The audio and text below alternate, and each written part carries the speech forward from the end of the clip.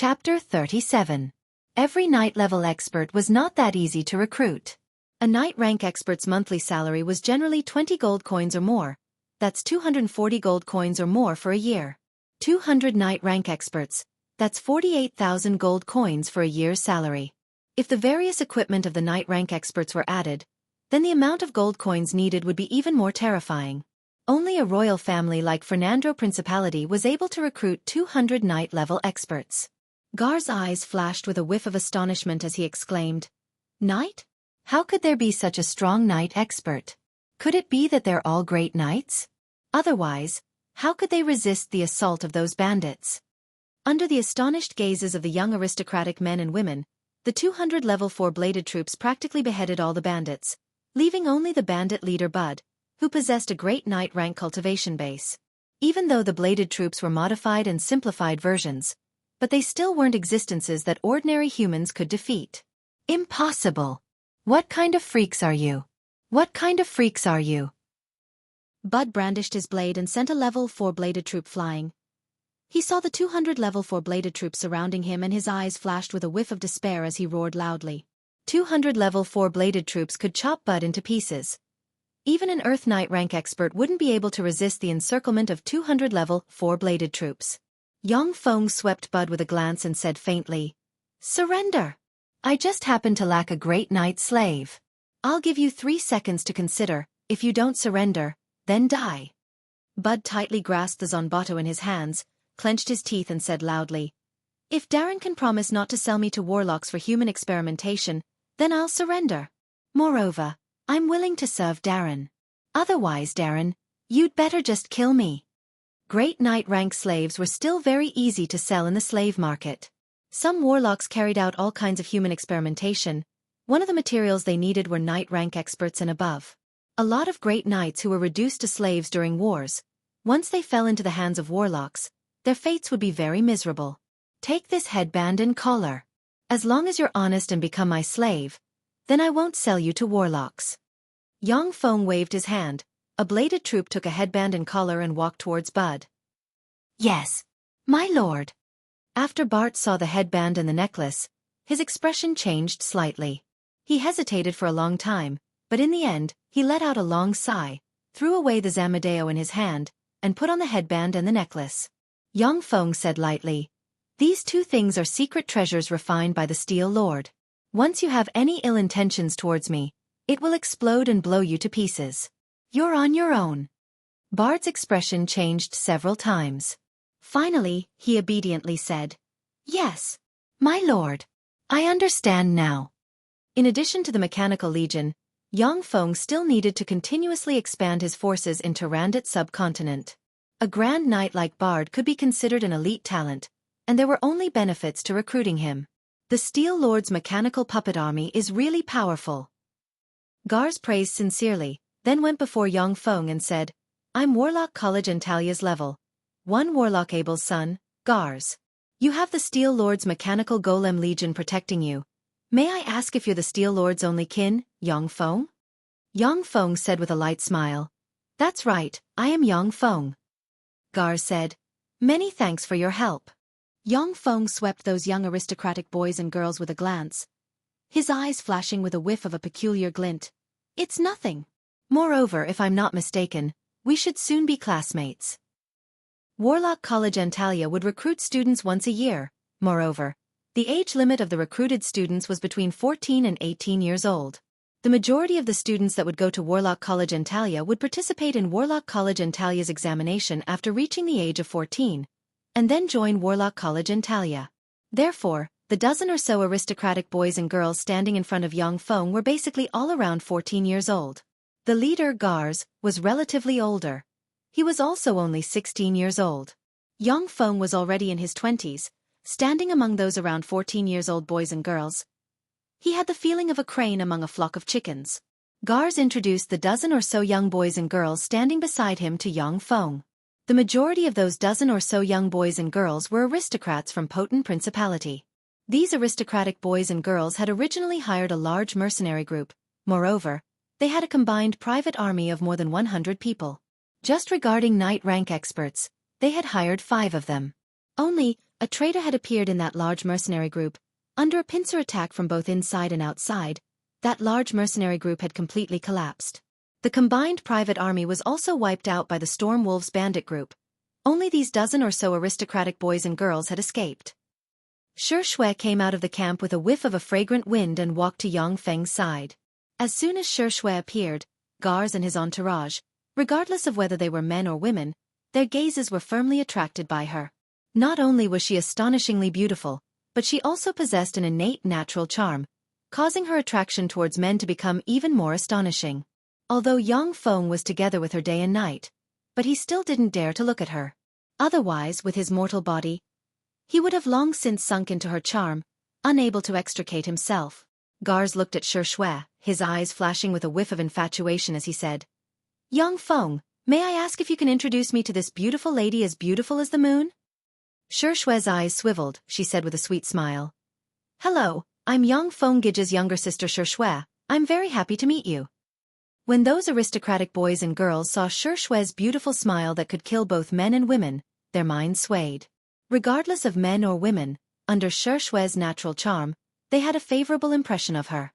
In the sky, on the back of a giant eagle, there was a short and small eagle trainer scout controlling the giant eagle to fly into the distance. "Let's have a bit more. Use your flesh and blood to establish Steel City's prestige." Yang Feng suddenly raised his head, looked at the giant eagle in the distance and said in a low voice. High up in the clouds, there was a miniature satellite suspended in the air. That miniature satellite was suspended above Yang Feng, monitoring in all directions. The giant eagle flew all the way, before finally landing in a huge camp that stretched for more than a dozen kilometers, before heading towards the camp's largest tent. In the largest tent's main seat, there was a tall and sturdy middle-aged man with a face full of scars, a pair of blue pupils, exuding a fierce aura. This tall and sturdy middle-aged man with a pair of blue pupils was Hunting Fang's Wilderness's most ferocious and most formidable bandit chief, Thousand Slayer Gria. He was also Hunting Fang's Wilderness's only Sky Knight with battle prowess comparable to that of a level 1 warlock. The number of bandits and caravan guards that died at Gria's hands exceeded 1,000. It was precisely through countless killings that he became Hunting Fang's Wilderness's most terrifying overlord. 200 Knight rank mechanical golems. Furthermore, he still has 2,000 guards. In other words, he has 2,000 Knight rank mechanical golem guards. After listening to the Eagle Trainer Scout's report, Gria's complexion became gloomy and he said slowly. Chapter 38. 2,000 Knight rank mechanical golems. It's not something we can handle. Moreover, I also don't want to provoke Steel Lord, such a fierce person who can even kill level 2 warlocks. You please go back. Gria turned around and looked at the person standing in the corner covered in a black robe, whose face couldn't be seen clearly, and said coldly. Snake Demon's Eye, White Bear's Fong and Fernandro Clan's 3 great level 2 warlocks joined hands and went to Black City to hunt Steel Lord, resulting in 2 dead and 1 heavily injured. This heavyweight news had already spread to almost all of Tyrandit subcontinent's great forces.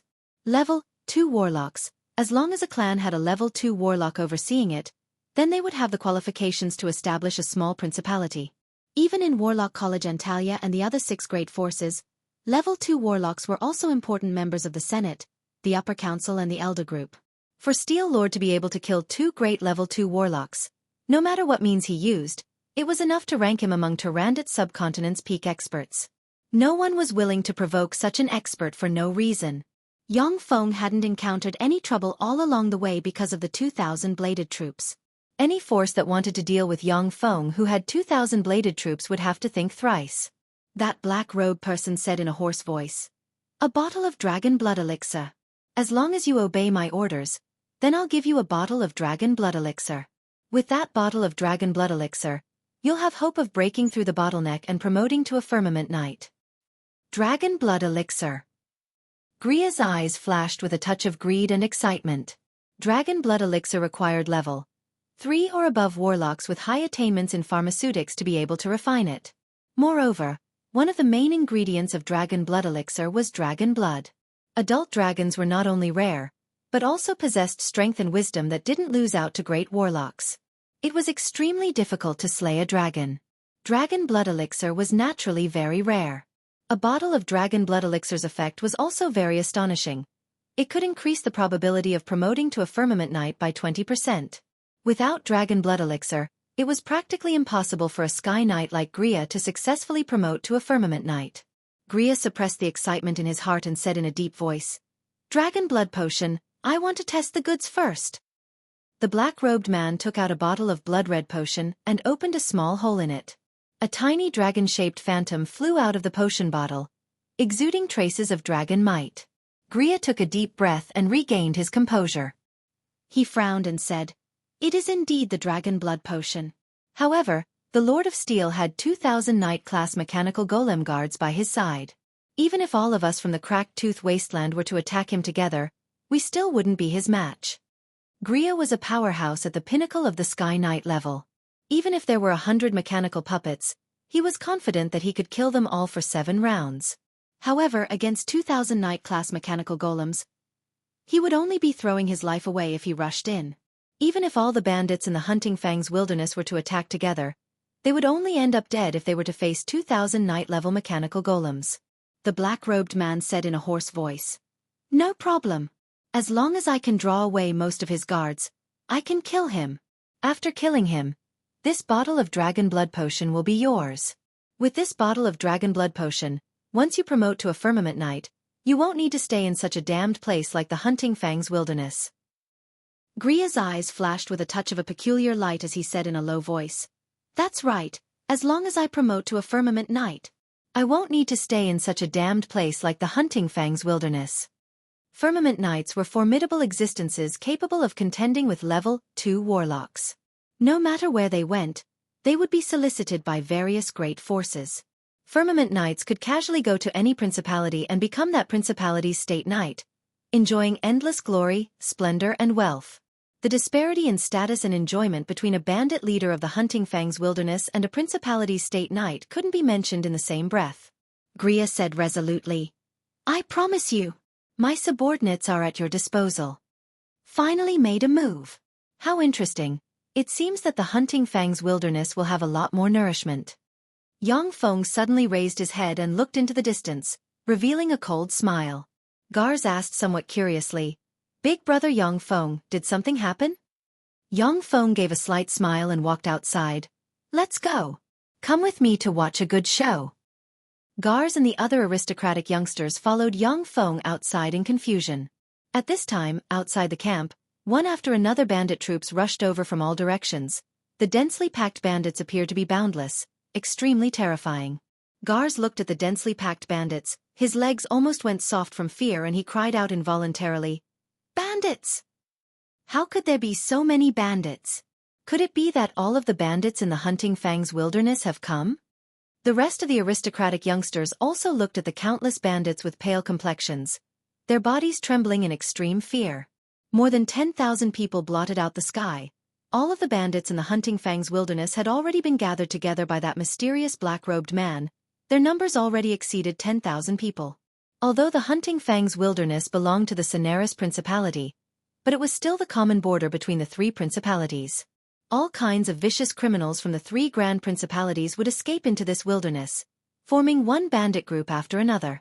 This time, practically all of the bandits in the Hunting Fangs wilderness had been gathered by that black-robed man, forming this terrifying force. From the middle of the densely packed bandits, Gria rode a pure black demonic wildebeest out of the crowd, coldly staring at Yang Feng's party and said in a loud voice, "I'm Gria, the leader of the 1,000 Kills group. Steel Lord's nephew Yang Feng requests you to come with us. Our master wants to see you. We'll protect your safety." Gar's complexion suddenly changed greatly, his voice somewhat trembling as he said, "1,000 Kills group's leader Gria, that's the 1,000 Executioner Gria. He's a pinnacle Sky Knight expert. A man who had once escaped from the pursuit of 2 official level 1 warlocks. Hunting Fangs wilderness most savage hunter. Shit. This time we're in big trouble." The rest of the aristocratic youngsters' eyes revealed traces of fear. Even in such a large principality like Fernandro Principality, there was only a single Sky Knight such an expert. That was a formidable existence that could match level 1 warlocks. A Sky Knight could easily slaughter an elite team of 100 people. Such a powerhouse was definitely not an existence that they could resist. Yang Feng gave a cold smile and said, "Sky Knight? Gria, If you kneel down and surrender now, I'll still give you a way out. Otherwise, this place will be the burial ground of you and your subordinates. Gria, what's the point of talking so much nonsense with such a waste? Charge, kill him. A tall and sturdy bald man with a height of up to 2 meters flashed with a touch of ruthlessness. His hand holding a huge scimitar pointed at Xiaofan and roared loudly. Chapter 39. That bald man pointed, all dressed in red and holding a zanbato, the whole body emitting a valiant aura of bandits roared as they savagely charged towards Xiaofang's caravan. That bald man moved. The bandits from different forces also spurred their horses and charged towards Xiaofang under the command of their leaders. Kill him. Whoever can get his severed head, I'll reward him with 3,000 gold coins. Kill him. Whoever can kill him and bring his severed head, I'll reward him with 1,000 gold coins. The leaders of the bandits roared loudly, offering sky-high rewards one after another, which stimulated the scum and scum under their command, causing them to shout excitedly. 1 gold coin can be exchanged for 2,000 copper coins. 1,000 gold coins can be exchanged for 2 million copper coins. A lot of lesser aristocratic families don't even have 1,000 gold coins in their liquid funds. 1,000 gold coins can let those bandits directly retire and live a wealthy life in their later years. Gars and the other aristocratic youngsters looked at the overwhelming number of bandits rushing towards them, their bodies trembling, their eyes flashing with a whiff of fear. Within Tyrandot subcontinent, aristocrats are basically descendants of warlocks. Moreover, their culture is martial. A lot of aristocratic families have inherited knight rank cultivation methods. Gars and the other aristocratic youngsters have also received martial training. A lot of them have the standard of a low-level warrior. But seeing the overwhelming number of bandits, their hearts are still extremely shocked and fearful. Xiaofan said coldly, "Kill them all, there's no need to deliberately keep captives." The 1,000 bladed troops were expressionless, marching in uniform steps towards the horse bandits. That large number of bandits very quickly fiercely collided with the 1,000 bladed troops. The next moment, countless limbs splashed. Hundreds and thousands of bandits along with their horses were chopped in two by the mechanical bladed troops holding alloy battle blades. The bandits that had already launched their assault couldn't dodge in time, still advancing wave upon wave towards the bladed troops, before being directly chopped into two by the expressionless bladed troops, like pigs and dogs that had voluntarily delivered themselves to the slaughter. When the bandits in the back saw the hellish scene, they were scared silly, and quickly scattered in all directions. The 1,000 bladed troops at once exerted their strength, adjusted the engine power output to the maximum, and charged towards the bandits at a speed surpassing that of horses. Brandishing their alloy blades, they chopped the bandits in two one after another. Garland praised from the bottom of his heart. Such a powerful mechanical marionette. The reputation of Steel City's mechanical golem legion is truly well-deserved. The more than 10,000 bandits were unexpectedly chased by merely 1,000 bladed troops. It was simply inconceivable. Even a knight-level expert would find it difficult to catch up with a horse bandit. However, those bladed troops easily chased after those bandits, and then chopped them into two with a single slash. This kind of battle prowess was simply terrifying. Incomparably shrill cries reverberated throughout the Hunting Tooth wasteland. Every second, hundreds and thousands of bandits would be chopped into two. Fresh blood dyed the wasteland red. "Save me! Save me!" After the bald-headed bandit leader with the cultivation of an Earth Knight killed several of his subordinates in a row and spurred his horse to escape from the encirclement of the bladed troops, he suddenly saw 128 bladed troops encircling him. He was scared out of his wits and screamed loudly. The 128 bladed troops' gazes turned cold and detached, and they immediately pounced towards the bald-headed bandit. The 12 bladed troops immediately jumped high, and jumped above the mounted bandit bald man. "I'll fight you!" The bald-headed bandit gave an angry roar. In a split second he stimulated his body's full potential. The zanbato in his hand continuously chopped 30 times, crazily chopping at the bladed troops. The 8 bladed troops were chopped into more than a dozen parts in a split second. At the same time, the more than a dozen alloy blades completely sealed off the bald-headed bandit's space to dodge, and instantly chopped him into countless pieces. Bud looked at this scene from afar, his scalp somewhat numb, his heart brimming with joy. 100-man Slayer Mark is also dead. These mechanical golems are so strong. 100-man Slayer Mark was the most powerful bandit in the Hunting Tooth Wilderness. He was also one of the few Earth Knights. His battle prowess was second only to Gria. His most famous battle was when he killed more than 100 enemies by himself, obtaining the fierce name of 100-Man Slayer. Now, one of the most powerful bandit leaders, unexpectedly only killed more than a dozen bladed troops before being dismembered. Bud had a new understanding of the Mechanical Legion's strength. In fact, the more the Mechanical Legion, the stronger their battle prowess. In a one-on-one fight, a bladed troop and a knight rank expert would have a 50-50 chance of winning. However, 100 bladed troops against 100 knight rank warriors, the 100 bladed troops could completely crush the 100 knight rank warriors. That's because the bladed troops have a tacit understanding with each other. Moreover, they're not afraid of death, their body's defense is strong, their vital points are few and small, they can completely fight with their lives. Human knight rank warriors don't have this kind of ability. A large number of bandits were killed by the bladed troops, and without turning their heads, they spurred their horses to flee this hell-like battlefield. The remaining bandits also found out that they were tricked. One after another they hesitated and hesitated. Suddenly, 200 m behind Xiaofan, in the underbrush, the space slightly distorted, a person wrapped in a black POW suddenly appeared there. Pointed at Xiaofan, a level 1 fireball was immediately shot towards Xiaofan. The level 1 spell fireball's might was extremely terrifying. Even if it was a Sky Knight rank expert, that level 1 fireball would directly hit them, only death awaited them. For a mortal like Xiaofan, as long as that fireball touched any part of his body, he would instantly be burned to death. At this critical juncture, 2 level 5 shield troops standing beside Xiaofan raised the shields in their hands. The shields flashed with a slight radiance. 2 transparent protective covers suddenly shrouded in front of Xiaofan. Boom! The level 1 fireball instantly exploded. The explosion set off traces of ripples on the 2 transparent protective covers. Guards looked at the person dressed in a black POW and shouted with some alarm. Invisibility! Fireball! That's a warlock. An official warlock. The rest of the aristocratic youngsters also revealed traces of alarm in their eyes. An official level 1 warlock in Tyrandot subcontinent. As long as it's not a place like Warlock College Antalya where warlocks converge, then they're definitely a bigwig. A level 1 warlock can casually kill a mortal like Gars. If not for the 2 level 5 shield troops protection, then that level 1 fireball would have already blown Xiaofan to pieces. Chapter 40. Kill him. Xiaofang's eyebrows creased slightly. He pointed towards the man dressed in a black POW and said coldly. The 400 bladed troops' engines were instantly adjusted to the highest level. With a terrifying speed surpassing that of a galloping horse, they rushed towards the man dressed in a black POW. Dark mist.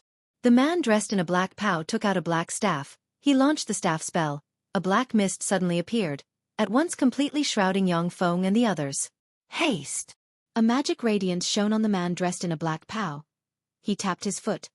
His body instantly shot backwards, with a speed far surpassing that of the bladed troops. He fled into the distance. Start the infrared scanning system, start the thermal imaging system, start the sound wave detection system. The bladed troops quickly launched the scanning system. Their electronic cigarettes surged with countless streams of data. A gust of wind blew past. The Sky Knight Gria instantly erupted with his fastest speed.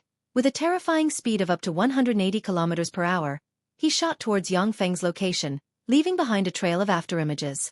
Sky Knights, just like official level 1 warlocks, broke through the limits of humans and began to evolve towards extraordinary life forms.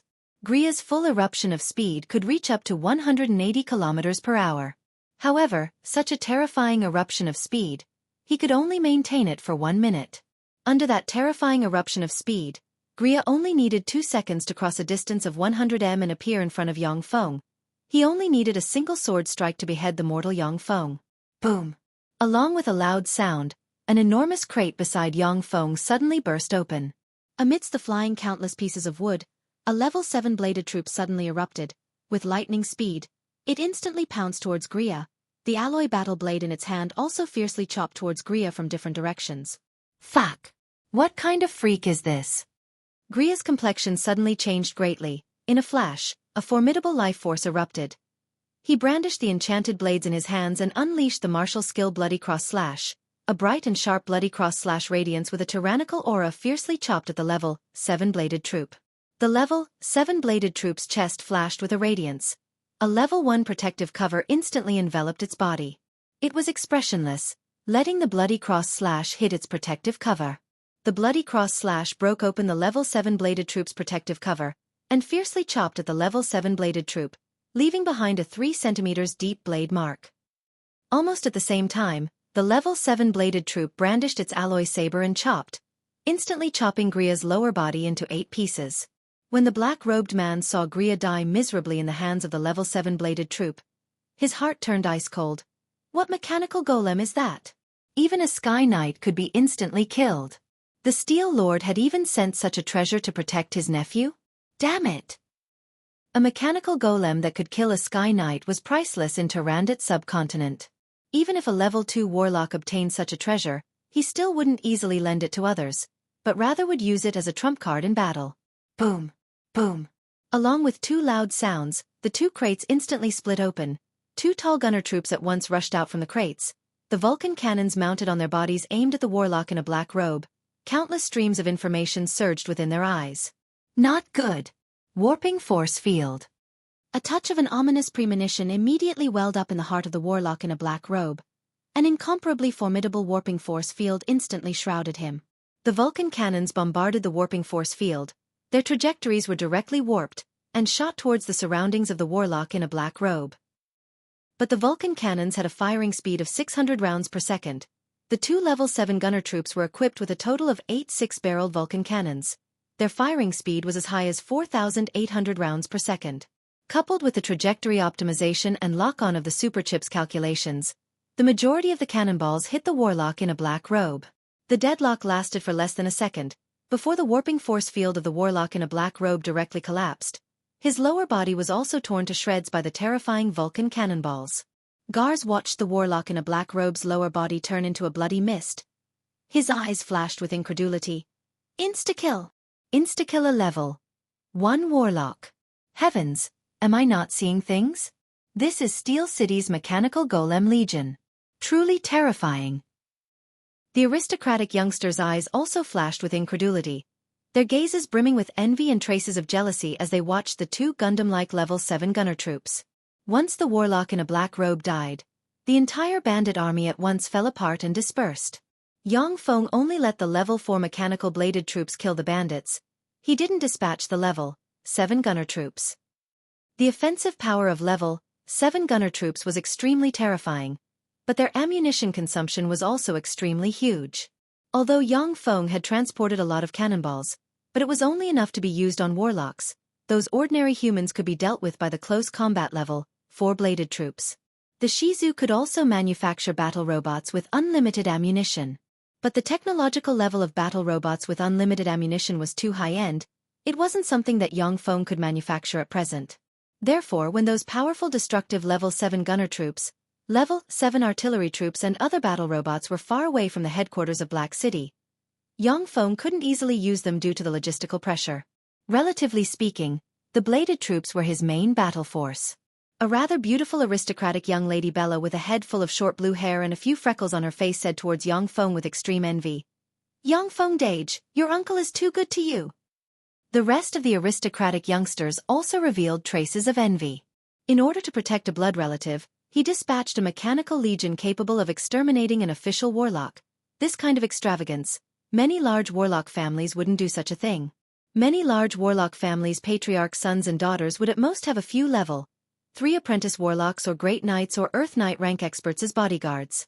Only some formidable level 3 warlocks or great warlock forces might have a level 1 warlock willingly become their child's bodyguard. Yang Feng said with a slight smile, "That's because I'm uncle's only relative in this world." Gars suddenly pointed towards the bladed troop and asked full of curiosity, "Yang Feng Dage, are those carriages filled with such mechanical golems?" The aristocratic youngsters' gazes all at once concentrated on Yang Feng, their gazes brimming with curiosity and excitement. Chapter 41. This time, Yang Feng's caravan had up to 500 carriages. If all of them were level 7 bladed troops or level 7 gunner troops, then it would definitely be an incomparably terrifying force. Even a level 3 warlock might not be a match for this mechanical legion. Only a great warlock, who had completely surpassed the limits of mortals, might be able to destroy a mechanical legion of 500 level 7 mechanical golems by themselves. Yang Feng played it down. Only a part of it. Those aristocratic youngsters at once revealed indescribable envy and jealousy in their eyes. Among the 500 carriages, even if there were only 20 with bladed troops and gunner troops, that would already be an extremely terrifying force. In any principality, it would be a strategic force that would decide the fate of the state. For Yang Feng to be able to use such power at will, the strength of his power far surpassed that of those aristocratic youngsters who were originally people above others. After defeating all of the Hunting Tooth Wilderness's bandit allied forces, those bladed troops began to clean up the battlefield, collecting all the materials that could be collected. The weapons, equipment and money of those bandits were all added up. It was also not a small amount. After the battlefield was cleaned up, the huge caravan began to slowly move forward. Night fell. Darkness shrouded the earth. More than 10 kilometers behind Yang Feng's caravan, there was a simple large tent that occupied an extremely vast area. Inside the tent, the severed heads of countless highwaymen formed a small mountain.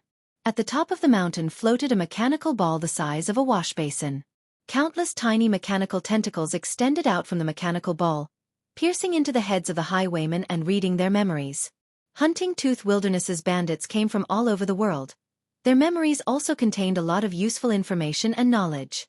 In Tyrandot's subcontinent, warlocks grasped everything, monopolized all knowledge. Any knowledge was very precious. Therefore, after Yang Feng beheaded his enemies, he would read their memories and record all of the enemies' memories into the database, enriching the database's resources. The richer the data resources in the database, the more accurate the various deductions would be. Furthermore, through the memories of those bandits that came from all over the world, Yang Feng could understand Tyrandot's subcontinent's local customs, taboos, power distribution and other information. Dragon blood. Really lucky. This guy actually carried such a treasure on him. Yang Feng fiddled with the crystal bottle containing dragon blood and his eyes flashed with a whiff of excitement. The dragon blood potion was an extremely rare and precious potion. The defensive power of the crystal bottle containing the dragon blood potion was also astonishing. Furthermore, it was not hit directly by the machine gun, which was why it was lucky enough to survive. Yang Feng handed the dragon blood elixir to an octopus-like robot with many tentacles and said, "NR 3796. Can you synthesize this dragon blood elixir?" Number 3796's consciousness could descend onto any robot equipped with a smart chip. An opening appeared on the head of the octopus robot, and a small glass straw extended from inside to absorb a small portion of the dragon blood elixir before withdrawing it. Immediately after, a large amount of data flowed from its eyes. Begin analysis. Analyze the feasibility of the analysis. This potion can be analyzed and synthesized. Start modeling analysis. Analysis progress 0. 1%. With my current computing power, it is estimated that I will be able to completely analyze the potion in 10 days. One message after another emerged on Yang Feng's eyeglasses. Yang Feng's eyes flashed with a whiff of ecstasy. It can be synthesized. That's great. Dragon blood elixir was an extremely rare alchemical potion. Black Cottage's Master Bonnie had always hoped to obtain a dragon blood elixir, yet he couldn't buy it. Only the 6 great forces or some formidable forces with great warlocks could refine such a treasure like dragon blood elixir. Once dragon blood elixir could be synthesized, then Yang Feng could use a large amount of dragon blood elixir to strengthen his body and promote his strength. Yang Feng inquired and very quickly investigated the origins of that warlock wearing a black pow. Black Dragon Pagoda. I thought that it was Savage Claw's Momo. I didn't expect that the assassin came from Black Dragon Pagoda. It seems like a lot of people want me dead. Yang Feng's embodiment of the Steel Lord recommended him to join Warlock College Antalya and obtain the admission qualifications. But in Tyrandot's subcontinent, there were also a lot of forces that weren't willing to see Yang Feng join Warlock College Antalya. After all, Yang Feng's embodiment of the Steel Lord had the strength to break the balance between the 6 great forces. Although Yang Feng didn't want to make such a big scene, but his cultivation aptitude was really too poor. If it wasn't for his status as a blood relative of Steel City Lord who recommended him, then it would be impossible for him to enter Warlock College Antalya, so much so that it would be impossible for him to join any warlock force. Yang Feng examined the bandit chief Gria's important memories and suddenly creased his eyebrows. An ancient god's treasure trove. It's even related to Snow White Pagoda.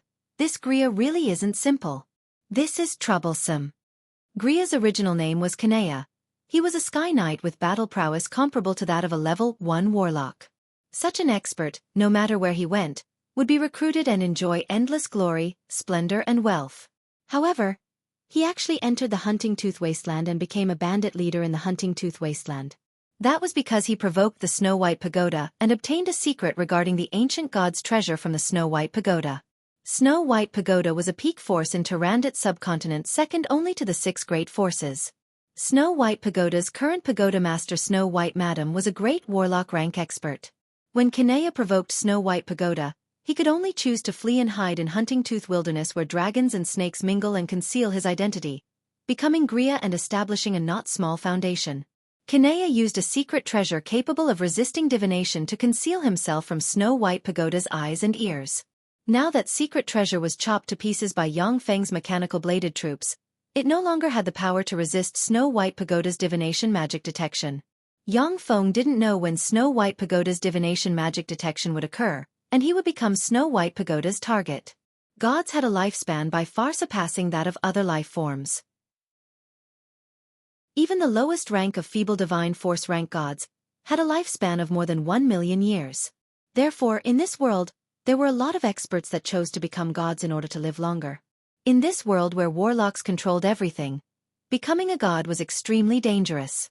Basically, once one became a god, then they would be killed by the main continent's peak warlocks and then be reduced to alchemy materials. Those that chose to become gods, in order to resurrect, would get a few treasure troves outside of their divine countries. After resurrecting, they would retrieve the treasure troves to quickly restore their strength. The ancient god's treasure trove that Kinea knew about was a treasure trove hidden outside of 7th Warlock Dynasty's divine country by a god.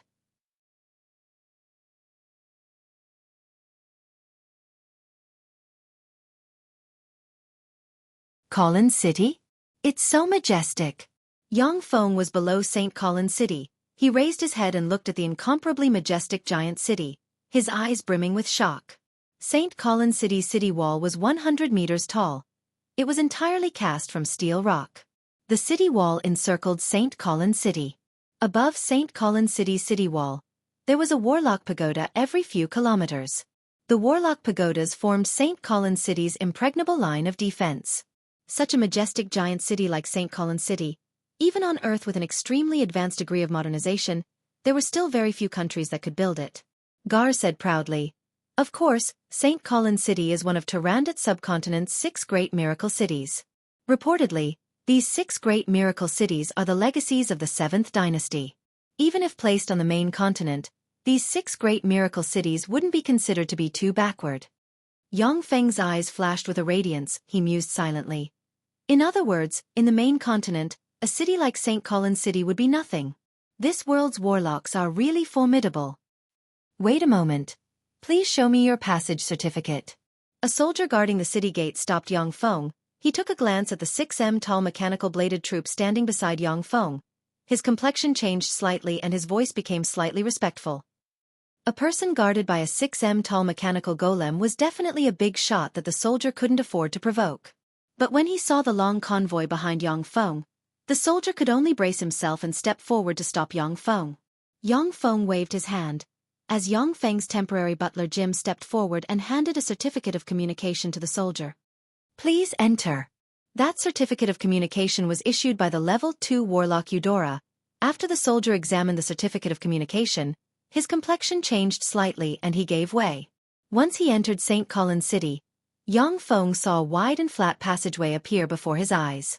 Luxurious carriages and sports cars made of steel, which were 90% similar to modern vehicles, were driving on the roads that were comparable to modern roads. Yang Feng looked at those vehicles that resembled Earth sports cars. His eyes flashed with a whiff of astonishment and he exclaimed, "Those vehicles, why are they different from carriages?" Gars introduced somewhat enviously, "Those are magic sports cars. One of 6th Warlock Dynasty's alchemy products. These big guys run faster than carriages and are very safe. But not to mention the high cost, their power comes from magic stones. Every 200 kilometers they need to consume a magic stone. Only official warlocks or peak aristocrats could afford to drive such magic sports cars. An inferior magic stone was equivalent to 100 gold coins. Every 200 kilometers they needed to consume a magic stone. Such a high consumption wasn't something that ordinary aristocrats could afford. Yang Feng stared at that magic sports car and thought silently. Magic sports car. Magic carpets. This world's warlocks are really high-end. On both sides of the wide and flat road, there were many 5-meter-tall trees with glass-like translucent shells. These trees were emitting bursts of fragrance. Guards pointed at the trees on both sides of the road and introduced them to Yang Feng as well as those lesser aristocratic youngsters. These trees are sunlight trees. These trees were transplanted from a plain with countless rare and unusual trees by 7th Warlock Dynasty. After these sunlight trees absorb enough sunlight during the day, their fruits will bloom with beautiful radiance at night, brightly illuminating St. Colin's City, making it look like a city that never sleeps. Chapter 43.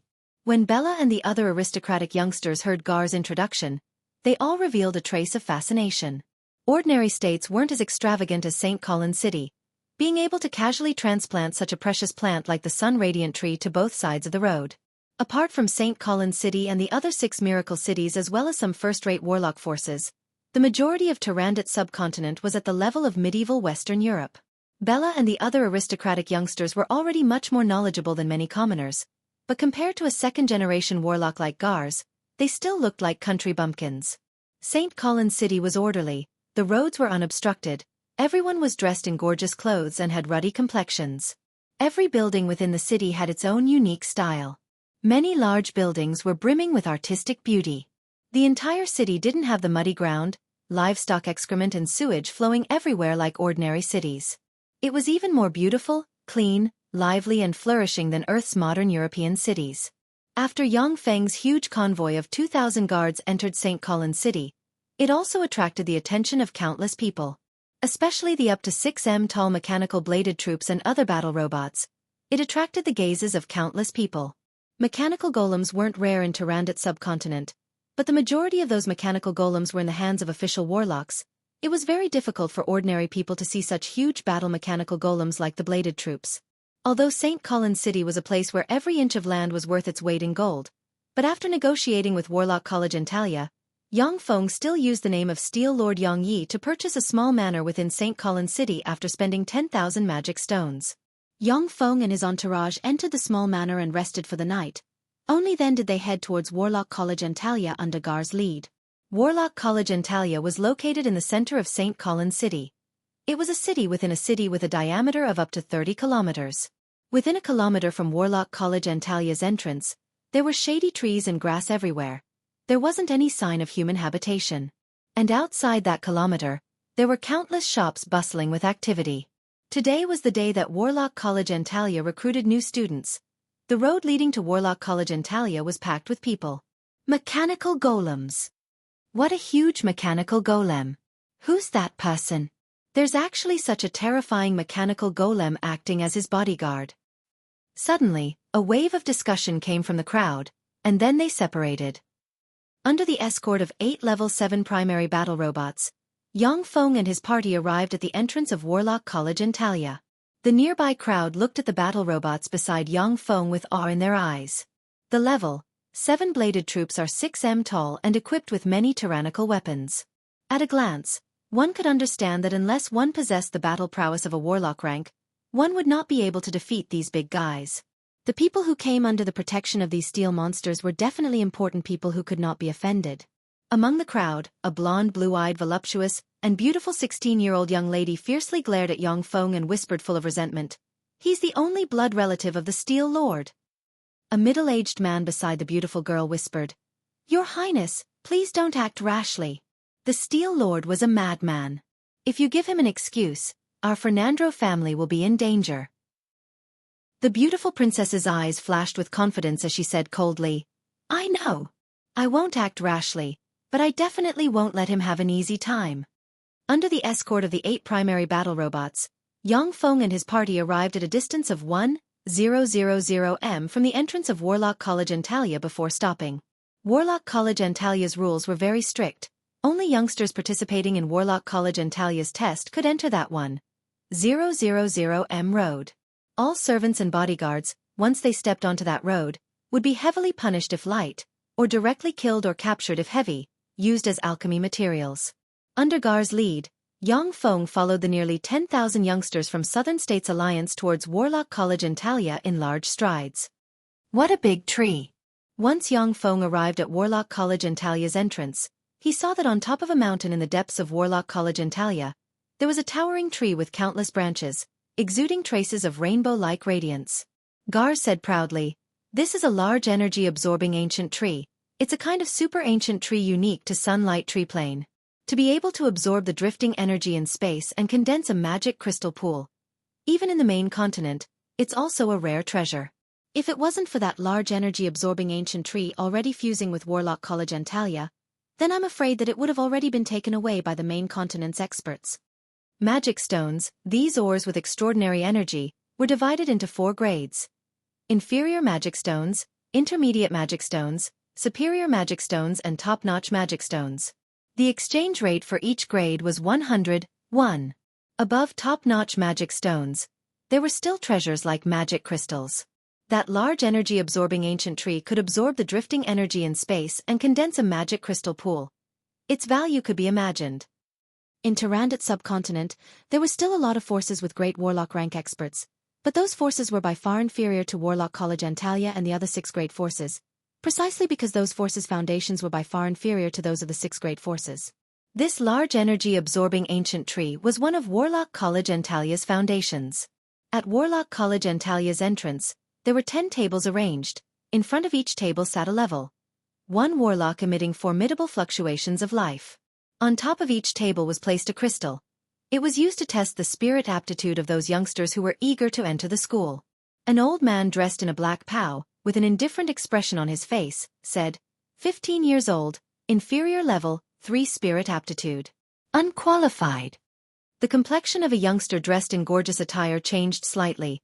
He clenched his teeth and left with a helpless expression. Warlock College Antalya's enrollment was very strict. Only those with inferior level 4 spirit aptitude could be accepted. Some small warlock forces, however, would accept people as long as they had an intermediate level 2 spirit aptitude. 14 years old, inferior level 4 spirit aptitude, qualified. 16 years old, superior level 4 spirit aptitude, qualified. 15 years old, inferior level 5 spirit aptitude, qualified. 15 years old, superior level 3 spirit aptitude, disqualified. Voices sounded one after another, pronouncing the fates of those youngsters from the Southern States Alliance. Those who were declared qualified had their eyebrows raised in joy, while those who were declared disqualified looked as if they had lost their parents, their complexions ashen. Chapter 44. 14 years old, superior level 6, qualified. Most of the youngsters' soul aptitudes were basically between level 4 and level 5. Suddenly, a somewhat excited voice sounded. Gazes concentrated on that blonde-haired, blue-eyed beautiful girl with a sexy figure. In front of that blonde-haired, blue-eyed beautiful girl, that level 1 warlock was also very excited, looking at that beautiful girl as if he was looking at a treasure. That seemingly 35 or 36 years old level 1 warlock had a gentle expression on his face as he handed a slip of paper to that beautiful girl and said softly, "I'm Nessie, an official level 1 warlock of Warlock College Antalya. If you want to become my personal disciple, then please contact me. This is my contact information." All the students looked at that beautiful girl with eyes brimming with envy. Nessie previously didn't show any respect to any of the students, yet he extended an olive branch to that beautiful girl. This showed that he was very optimistic about that beautiful girl's future. With superior level 6 soul aptitude, if there were no accidents and there were enough resources, promoting to a level 1 warlock was basically a sure thing. Only when one tried to break through to a level 2 warlock would there be a bottleneck and the possibility of failure. Such a student naturally made Nessie very tempted. For an ordinary student who wasn't even an apprentice warlock, to be able to obtain pointers from an official level 1 warlock was definitely an opportunity that they yearned for even in their dreams. This would allow them to take fewer detours and at the same time, obtain a lot of resources. That beautiful girl slightly bowed towards Nessie and respectfully declined. "Thank you for your consideration, Nessie Darren, I'll consider it." Nessie looked somewhat regretfully at that beautiful girl, then his gaze fell on the rest of the youngsters and he resumed his indifference. Next. Only then did the youngsters continue to go forward and have their aptitudes tested. Yang Feng had been observing. He discovered that most of those youngsters had level 4 soul aptitudes. There weren't many level 5 soul aptitudes. As for level 6 soul aptitudes, there was only that beautiful girl. After roughly 1,000 youngsters passed the test, suddenly there was a slight commotion. A 14-year-old lesser aristocrat youngster was tested to have an inferior level 6 soul aptitude. This time, that lesser aristocrat youngster directly chose to become a personal disciple of an official warlock. Most of the youngsters who chose to join Warlock College Antalya were eager to become a personal disciple of an official warlock. Only those geniuses who already had a strong background and had already reserved a mentor would choose to decline the recruitment of an official warlock. After several hundred more youngsters were tested, it was finally Yang Feng's turn. In front of Yang Feng was a male warlock about 36 or 37 years old. He took a look at Yang Feng, his eyebrows creased slightly as he said, "Warlock Antalya only recruits students under the age of 16. You're too old, you don't meet our requirements, leave. I am the Steel Lord's nephew, Yang Feng.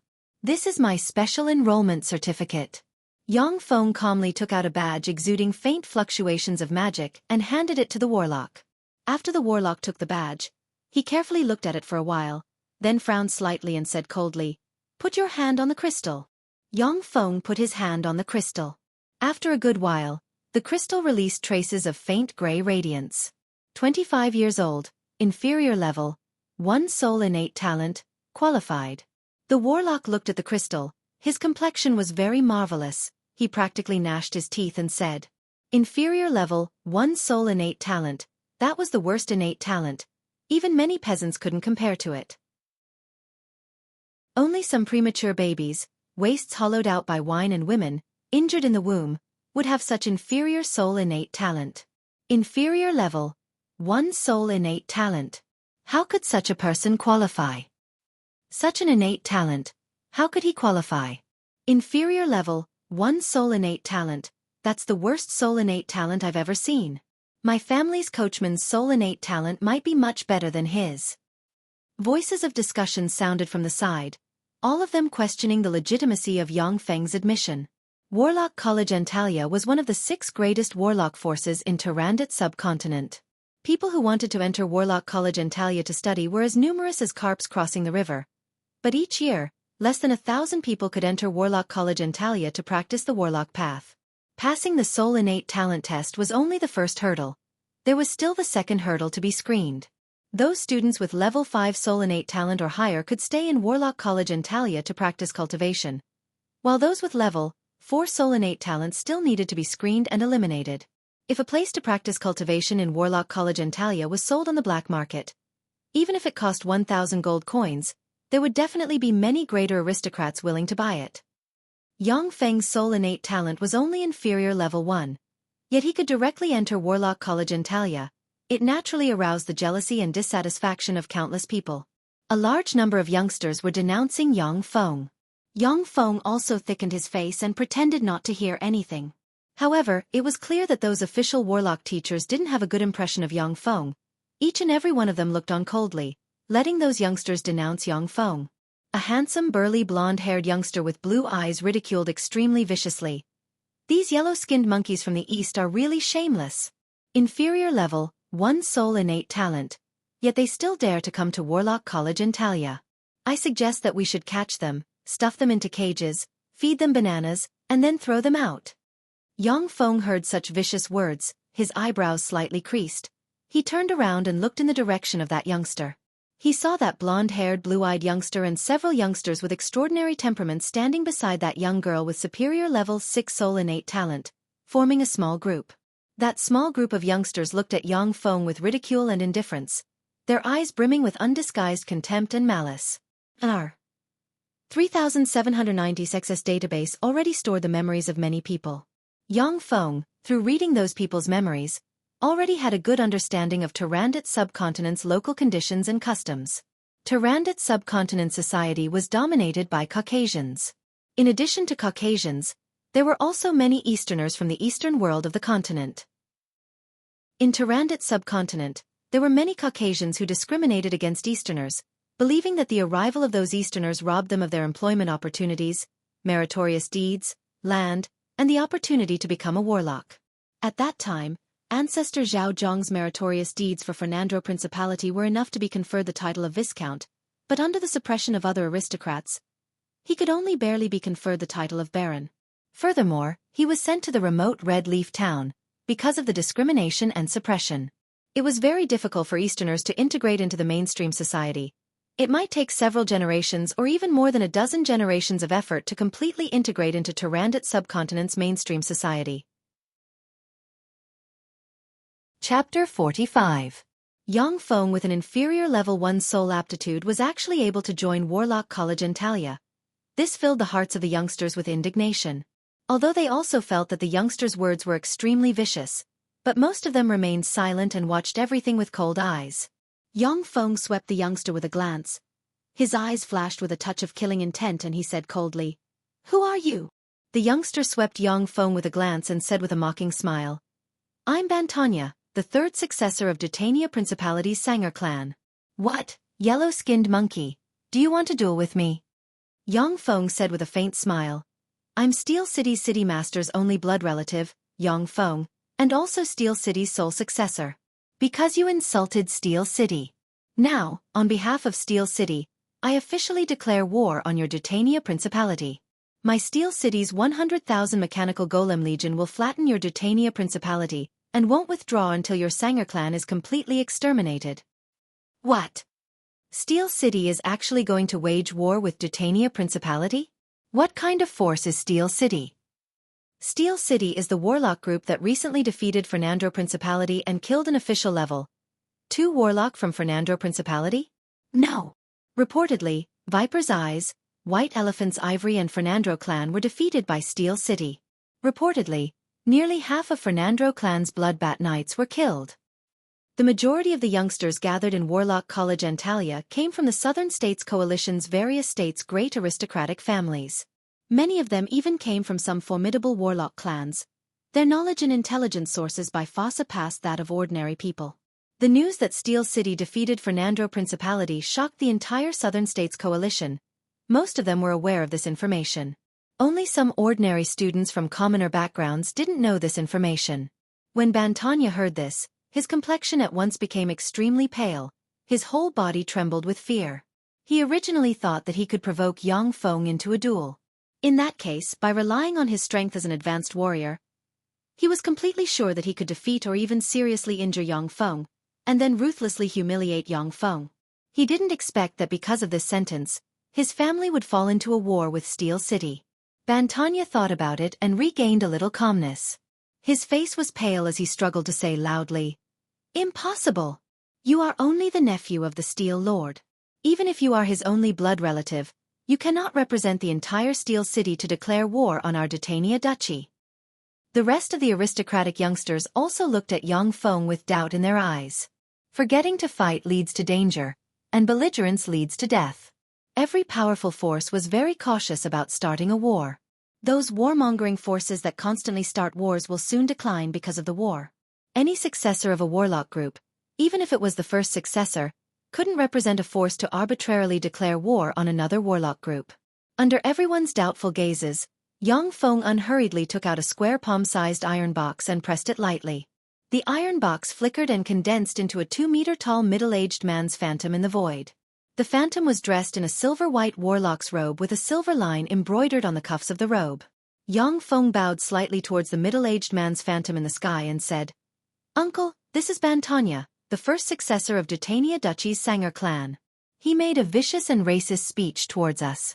On behalf of Steel City, I have officially declared war on Dutania Duchy. Before exterminating Sanger clan, I will not withdraw my troops." One after another, gazes concentrated on that Steel Lord Yang Yi fabricated by Yang Feng. In Turandot subcontinent, only those forces with level 3 warlocks and above could contend against a mechanical golem legion of 100,000 comparable to a knight rank. Only peak warlock forces with great warlock standing guard could have a surefire grasp of victory.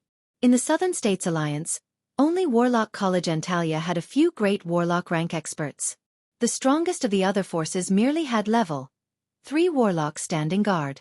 Steel City was already considered a pivotal force in the Southern States Alliance, its every move raising eyebrows. Bantanya looked at Yang Ye's phantom in midair. His complexion paled and his body trembled, as if awaiting judgment.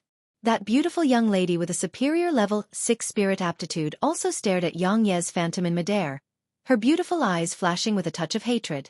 Yang Ye's phantom in midair nodded slightly and said with a trace of tenderness, "You did the right thing.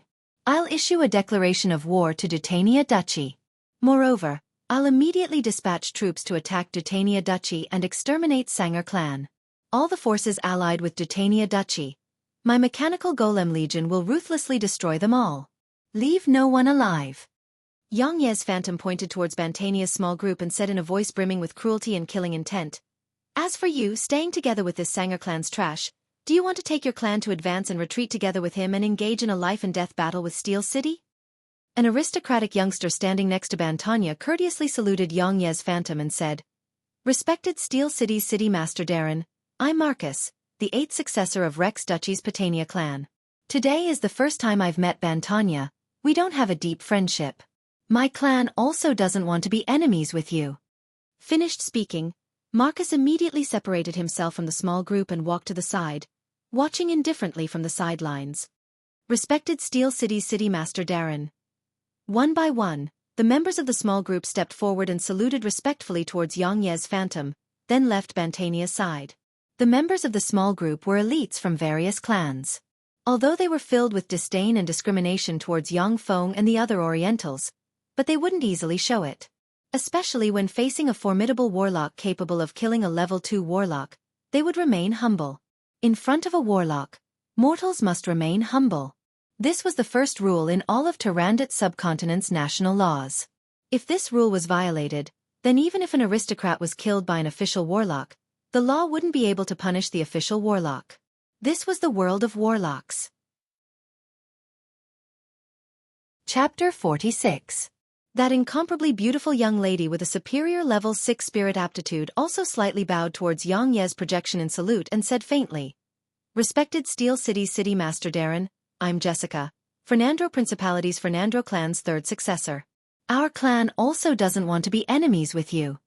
No matter how much Jessica hated Yang Yi, she still had to remain humble in front of a formidable official warlock. Otherwise Steel City would find an excuse to continue waging war. The war with Steel City had already damaged Fernandro clan's vitality. Jessica was also very clear about Steel City's strength. A knight-rank mechanical golem legion, even if Fernandro clan and Sanger clan joined forces, they still wouldn't necessarily be its match. Finished speaking, Jessica also left Bantania's side under his somewhat despairing gaze. The small group fell apart, leaving only the high-spirited Bantania, who wanted to show off in front of the beauty a moment ago, standing there alone. A teacher in charge of aptitude testing stood up and asked Yang Ye's projection with a gloomy expression, "Yang Yi, I'm Warlock College Antalia's teacher Yuri, a level 1 warlock. Titania Principality is an important member of our Southern States Alliance. Southern States Alliance prohibits waging war for no reason. Could it be that you want to violate our Warlock College Antalia's laws?"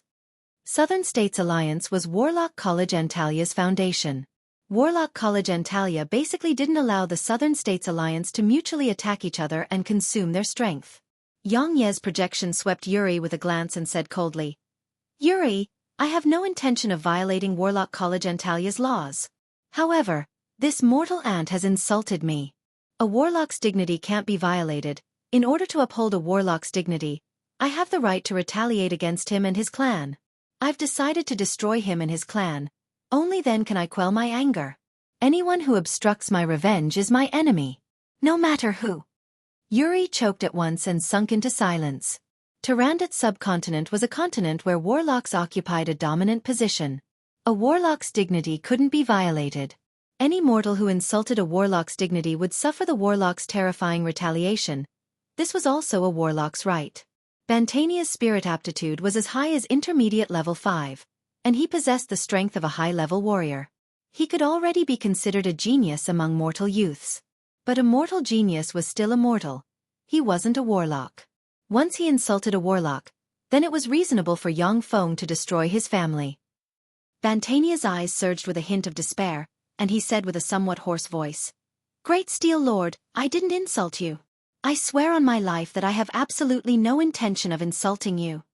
Yang Feng took the initiative to step forward and distort the truth. "Uncle, He said that we Easterners are yellow-skinned monkeys, only fit to eat bananas in cages, don't have the qualifications to become warlocks, and also don't have the qualifications to join Warlock College in Talia. Yang Yi coldly looked at Bantanya and said extremely callously, "This is Warlock College in Talia, no one can make a move here. I won't make a move against you here. But as long as you leave Warlock College in Talia, then our Steel City's 100,000 Mechanical Golem Legion will act and obliterate you from this world." Bantanya knelt on the ground and cried hoarsely, "Great Steel Lord Yang Yi, I beg you, please let me go. I really didn't mean it. I apologize. Yang Feng, I apologize. I beg you to spare my life. Please let me go." Yang Feng didn't even give Bantanya a glance. Tarandat subcontinent was dominated by Caucasians.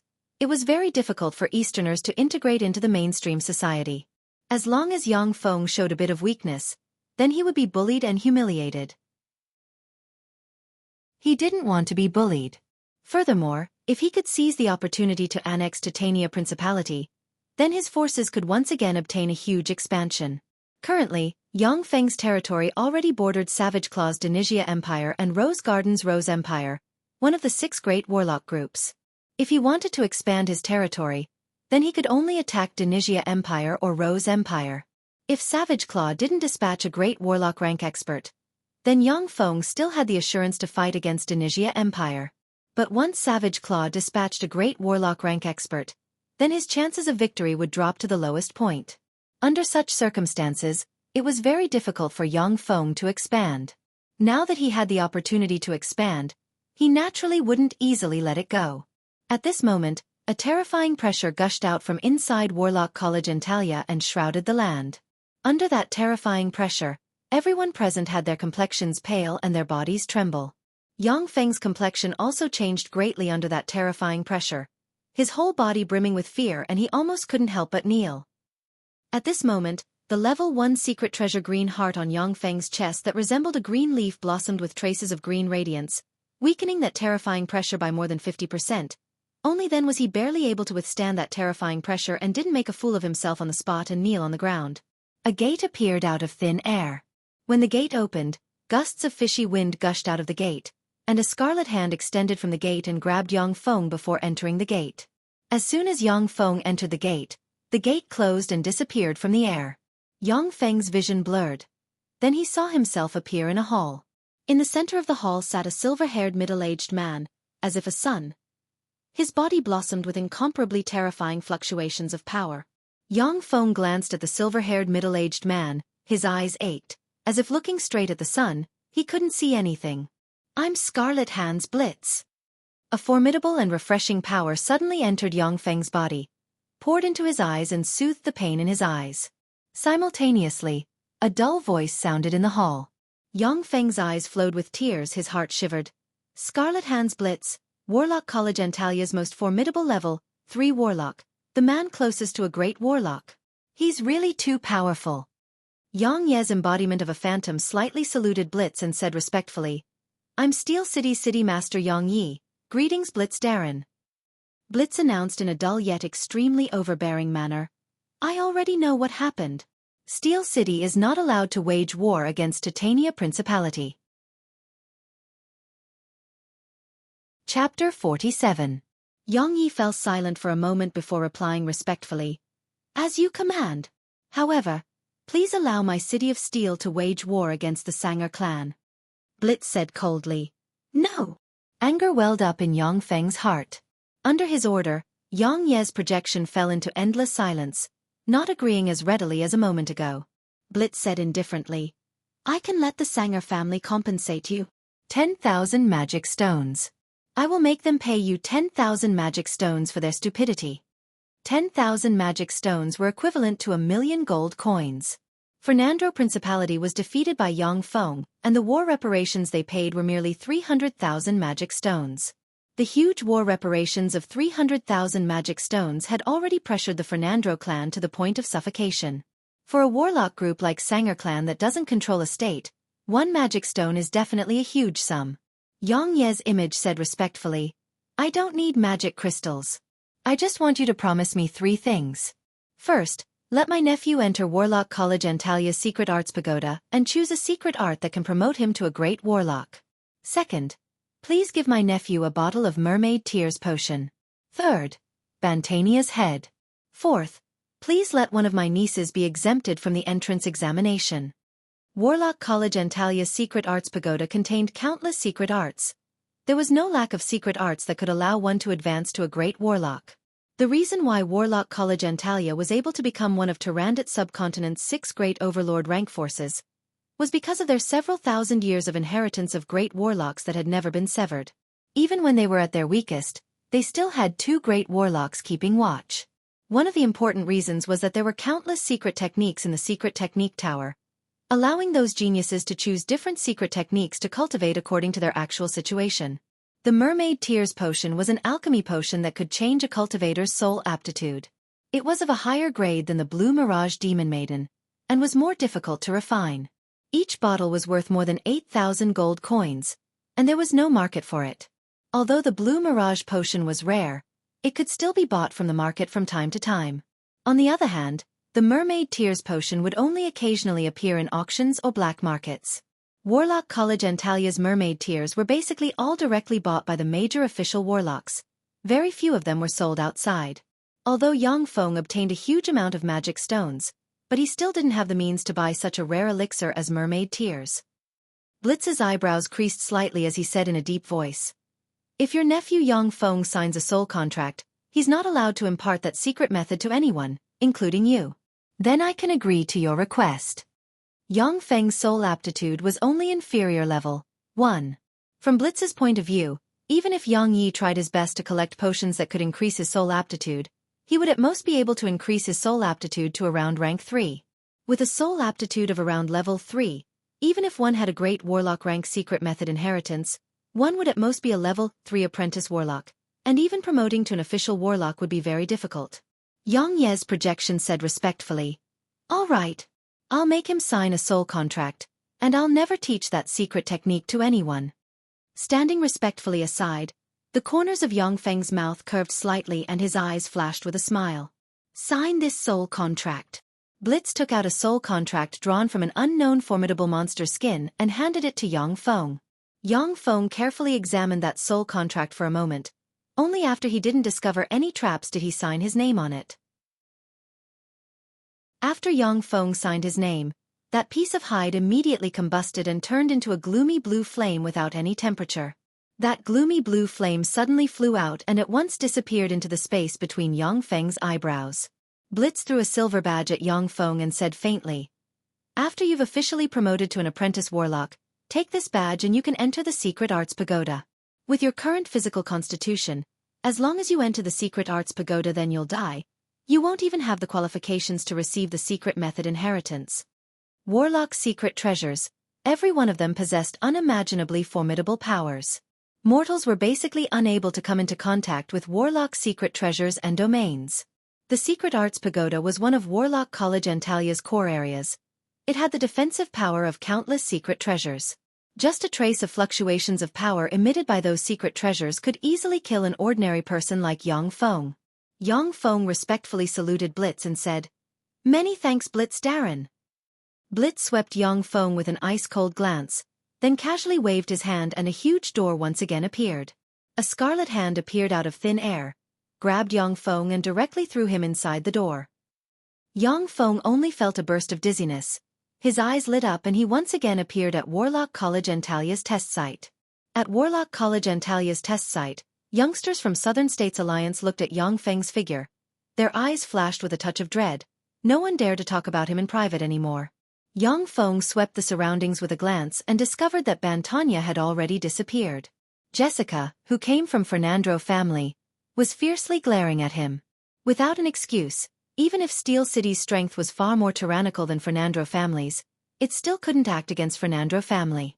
Otherwise, even if it was a provocation of Warlock College Antalya's laws, when the time came, in order to maintain Warlock College Antalya's dignity, they would definitely dispatch countless experts to deal with Yang Feng's Steel City.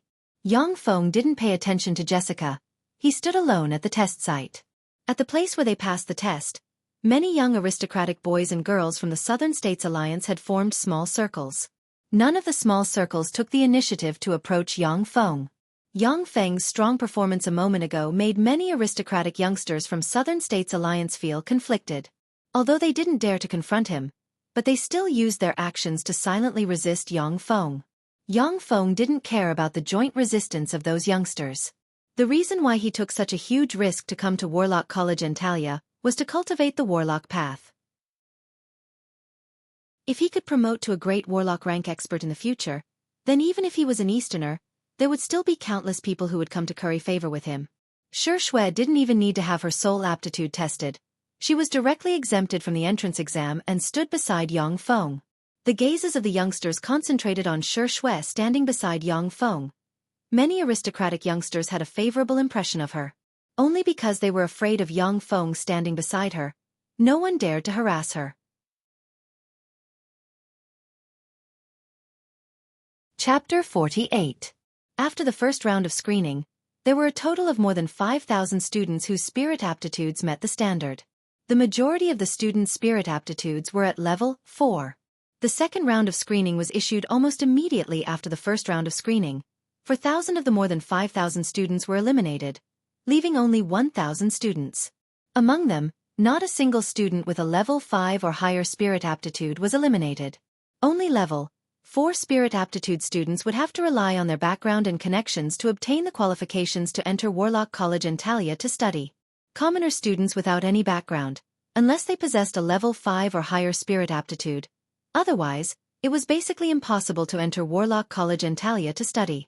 If Yang Feng was under normal circumstances, then he basically wouldn't have the qualifications to enter Warlock College Antalya to study. Congratulations, you've already passed the first round of screening. You can obtain the qualifications to enter Warlock College Antalya to study. You have 3 years' time to learn all kinds of knowledge here. After 3 years, there will be another screening. Those who haven't promoted to a level 1 apprentice warlock will all be eliminated. Work harder. The next day after passing the screening, all the students were summoned to Warlock College Antalya's large public square. An official warlock wearing a black pow expressionlessly made the above speech. After that warlock wearing a black pow finished speaking, one after another, the students who were 1 year older than Yang Feng immediately walked towards them. Hello, I'm Betty, a senior sister who is 1 year older than you. Excuse me, are you the Steel Lord's nephew Yang Feng and his niece Shui? A beautiful woman with blonde hair, a fiery and sensual figure, a few freckles on her face, fair skin, a beautiful and sensual woman walked towards Yang Feng and asked with a smile. As soon as Betty approached, she carefully looked at the peerlessly beautiful Shui. Her beautiful eyes flashed with a touch of jealousy. The smile on her face was extremely sweet. Yang Feng said with a slight smile. That's right, I'm Yang Feng, this is my younger sister Shui. Betty said with a slight smile. The college arranged for me to show you the way and act as a guide. To let you have a basic understanding of Warlock College Antalya. Please follow me. Yang Feng nodded. He brought Shui and followed behind Betty towards Warlock College Antalya. Our Warlock College Antalya is divided into outer court and inner court. The outer court students are those who haven't reached apprentice warlock rank like us. The inner court is the place where elite students who have already promoted to apprentice warlocks study and live. Before being summoned, we can't go to the inner courtyard. Otherwise, we will be punished. Betty took Yang Feng's duo on a stroll, while explaining to them the various taboos of Warlock College Antalya. Warlock College Antalya's hierarchy was strict. Official warlocks as well as apprentice warlocks all resided in the large energy-absorbing ancient tree in the inner court. Warlock College Antalya's inner court was always shrouded in a formidable energy force field. That energy force field separated Warlock College Antalya's inner court and outer court. The inner court was enveloped in an incomparably powerful elemental force. Cultivating in the inner court was far more beneficial than cultivating in the outer court. The inner court was where Warlock College Antalya's essence lay. As Betty explained, she handed over a price list to Yang Feng. Studying in Warlock College Antalya, none of the knowledge is free. Here is the price list and timetable for learning various subjects. Continent's Common Language. 20 gold coins per lesson hour. Basic Divine Language. 100 gold coins per lesson hour. Basic Draconic Language. 100 gold coins per lesson hour. Basic Fiend Language. 100 gold coins per lesson hour. Basic Elven Language. 100 gold coins per lesson hour. Basic Planar Studies. 200 gold coins per lesson hour. Basic Mathematics. 20 gold coins per lesson hour. Basic Geometry. 20 gold coins per lesson hour. Basic Etiquette. 20 gold coins per lesson hour. Basic Close Combat Techniques. 20 gold coins per lesson hour. Basic Politics. 20 gold coins per lesson hour. Basic Tactics. 20 gold coins per lesson hour. The price list was densely packed with all kinds of subjects. Each subject required the payment of a large amount of gold coins. Ordinary commoners simply couldn't afford to learn them. Even aristocrats would have a headache when they saw the amount of gold coins needed to learn those subjects. Zhao Jiang was a minor aristocrat. The income of several generations was only enough to learn 4 classes of basic fiend language. This was the reason why knowledge was so expensive in this world.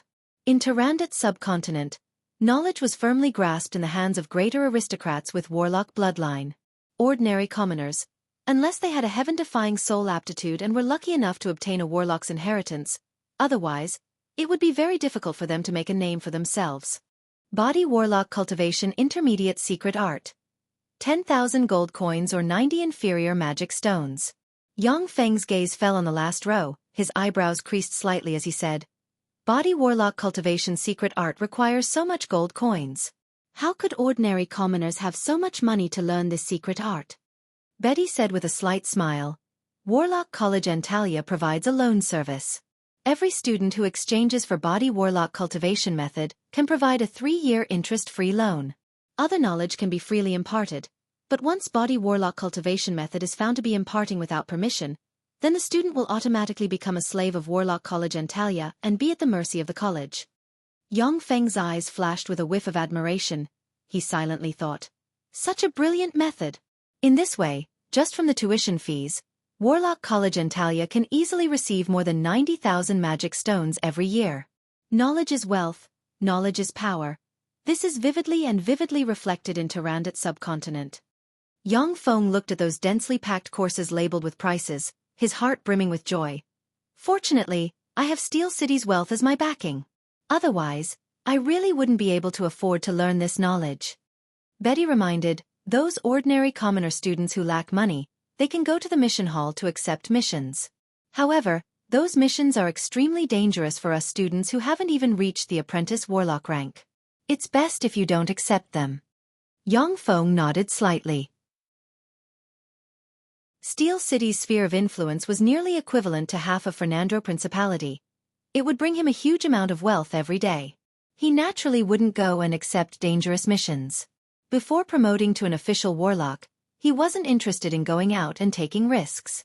Betty kindly reminded, among these courses, apart from Body Warlock Cultivation Secret Art, after passing the examination of each of the other courses, if you pass the examination, then you'll get 1 credit point. If you pass the examination, then you'll get 5 credit points.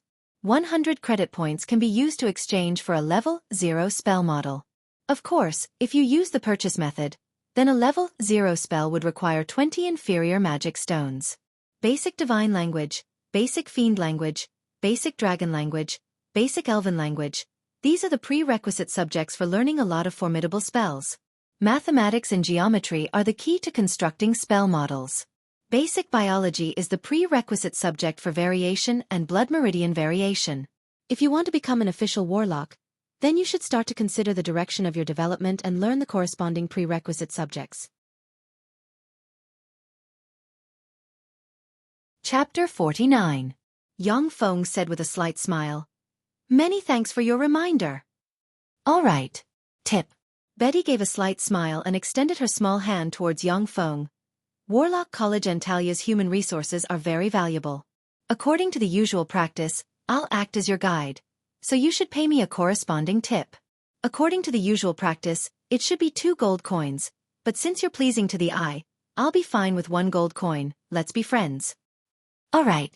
Yang Feng gave a hearty smile, casually fished out a magic stone and placed it in Betty's hand. This is a magic stone. Betty saw the small inferior magic stone in her hand. She was somewhat excited, yet somewhat restless. Her voice trembled, her pretty face flashed with a touch of struggle. Then she solemnly returned the magic stone to Yang Feng. This magic stone is too precious. My service isn't worth a magic stone. Apprentice warlock rank experts could slowly absorb the magic energy emitted by magic stones and upgrade their physical constitution. Moreover, magic stones could also be used as the energy core of a variety of golems, materials for a variety of elixirs, fodder for raising a variety of freaks, and energy source for a variety of runic magic arrays. Magic stones had such a wide range of uses. Moreover, they were consumables. Therefore, even though magic stone or veins were continuously discovered, but the price of magic stones was still slowly increasing. The price of a magic stone was equivalent to 100 gold coins. That was the price of gold coins to purchase magic stones. In fact, if one used gold coins to purchase a magic stone from an exchange merchant, then it would cost at least 140 gold coins. In some remote areas where magic stones were scarce, a magic stone could even be sold for more than 200 gold coins. Warlock College Antalya was rich in magic stones, but if one wanted to purchase a magic stone from a shop, then it would still cost 135 gold coins. Betty wasn't even an apprentice warlock. That magic stone was still very precious for her. Xiaofan gave a smile and handed the magic stone to Betty. I think your service is worth this price. Betty's pretty face was slightly red, her beautiful eyes flashed with a touch of peculiarity. She gave a sweet smile towards Xiaofan and gave him a small slip of paper. Thank you. If you have any questions, you can come to this room to find me. Finished speaking, Betty turned around and left with large strides. Shui's black and white gemstone-like beautiful eyes flashed with a touch of demonic charm. She said towards Xiaofan with a light smile. Guji, this gold digger Betty is obviously moved by you. As long as you throw more magic stones at her, she will easily open her thighs and become your toy. What are you thinking about in that little brain of yours? This time, I came to Warlock College Antalya in order to study the warlock path. Xiaofan flicked Shui's forehead and said with a slight headache. Through these days of getting along, Xiaofan discovered that Shui, this little lowly born from the taboo stone, not only was she exceptionally talented, but she was also mischievous and had traces of evil aura, giving him some headaches. Don't flick my forehead. I'm not a child anymore. If you flick my forehead again, then I'll ignore you. Shui slapped away Xiaofang's big hand and somewhat angrily glared at him. But she was too adorable. Her glare didn't have any power, it just made Xiaofan feel funny. Xiaofan said with a light smile. Let's go back. Alright. Shui nodded, as if a small tail following behind Xiaofan. She walked towards Xiaofang's room. Warlock College Antalya occupied an extremely vast area. The number of student dormitories in the college was also extremely large. Basically everyone had a dormitory. Of course, the accommodation fee wasn't cheap. Just the accommodation fee alone would cost 500 gold coins per year. Of course, those commoner students could also choose those large dormitories with a few dozen people squeezing into a room. That accommodation fee would only cost 10 gold coins per year. Xiaofan possessed Steel City's wealth. Naturally, he and Shui each rented a large dormitory with a bathroom, toilet and kitchen. Shortly after Xiaofan returned to the dormitory, a knock came from outside the door. Hello, may I ask if it's Xiaofan? I've come to deliver the goods you've deposited in Warlock College Antalya. Xiaofan opened the door and saw a youngster dressed in an ordinary student attire standing outside the door, holding a box in both hands. These are 10 bottles of Blue Mirage. This is a black magic crystal card. You can use this magic crystal card to withdraw the corresponding magic stones from each of Warlock College Antalya's major banks. However, I must remind you, if you want to withdraw a large amount of magic stones exceeding 50,000, then please make an appointment with the bank in advance. Otherwise the small bank branches might not have enough magic stones for you to withdraw. It's best to make an appointment 5 days in advance. The youngster spoke as he opened the box, revealing 10 extremely beautiful vials of elixirs blossoming with a bright blue radiance as well as a black magic crystal card. The youngster looked at the 10 vials of elixirs and that magic crystal card. His eyes flashed with a whiff of greed. Then he quickly recovered his calm. In this Warlock College Antalya, as long as he made the slightest movement, then he would be consigned to eternal damnation. He would be reduced to a warlock's human experiment subject, unable to live or die. Xiaofan received the 10 vials of elixir and immediately pulled the cork of a vial of Blue Mirage. From that vial of Blue Mirage, traces of blue radiance drifted out, condensing in midair into the image of a beautiful and moving young lady. That young lady's image looked pitifully at Xiaofan and that youngster. Her cherry small mouth continuously opened and closed as if saying something. Xiaofan looked at that young lady's image suspended in the blue void. His eyes flashed with a whiff of admiration. This is Blue Mirage. Warlock's methods are really mysterious. After inspecting the 10 vials of Blue Mirage and the magic crystal card, Yang Feng accepted the 10 vials of Blue Mirage and the magic crystal card, then conveniently gave the delivery man a tip of 2 gold coins.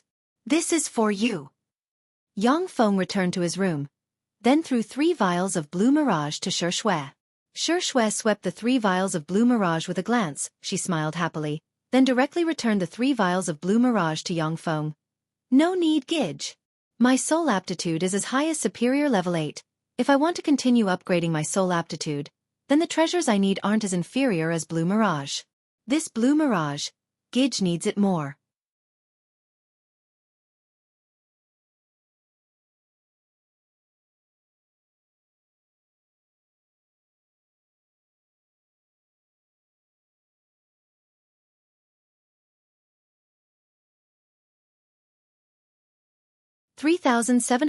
Texas analysis.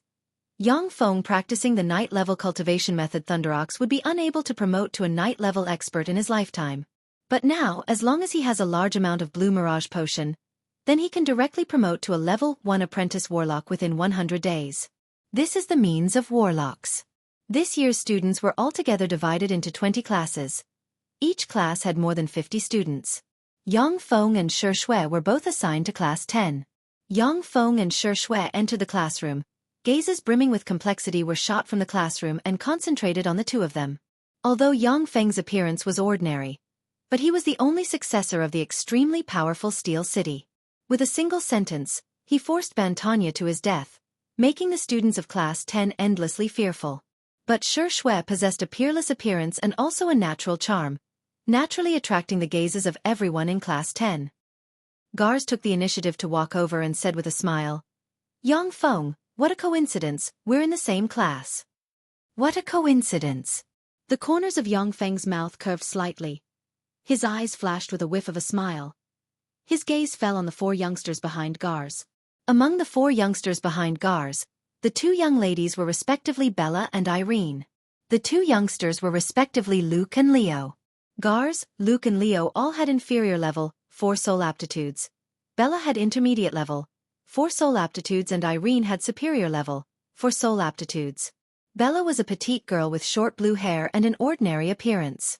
Irene was a tall, sexy and well-developed young lady with a rather charming appearance. Including Gars, the 5 of them were the youngsters that Yang Feng had rescued in the Hunting Tooth Wilderness. After a series of polite greetings, the relationship between the 2 parties at once became a lot closer. Gars kept Yang Feng guessing and said somewhat meaningfully, Yang Feng, we're really lucky to be able to enter class 10. Yang Feng asked curiously, lucky? Gars gave a somewhat wretched and mysterious smile and looked towards the classroom's entrance. Heh, you'll soon know. Yang Feng followed Gars' gaze and looked towards that direction. With a height of about 1.76 meters, wearing a silver low-cut warlock's chong pao that exposed her legs, her twin peaks almost bursting out of her clothes, she had a head of bright and smooth golden hair like the sun, delicate and smooth silk-like skin, beautiful and sexy facial features, and her whole body exuded a sexy charm. She looked to be about 23 or 24 years old. She carried a powerful aura and gracefully walked into the classroom. So beautiful. A beauty capable of causing the downfall of a city and a state. Yang Feng inhaled a mouthful of cold air. His eyes flashed with a touch of a scorching color. Caucasians generally have coarse skin.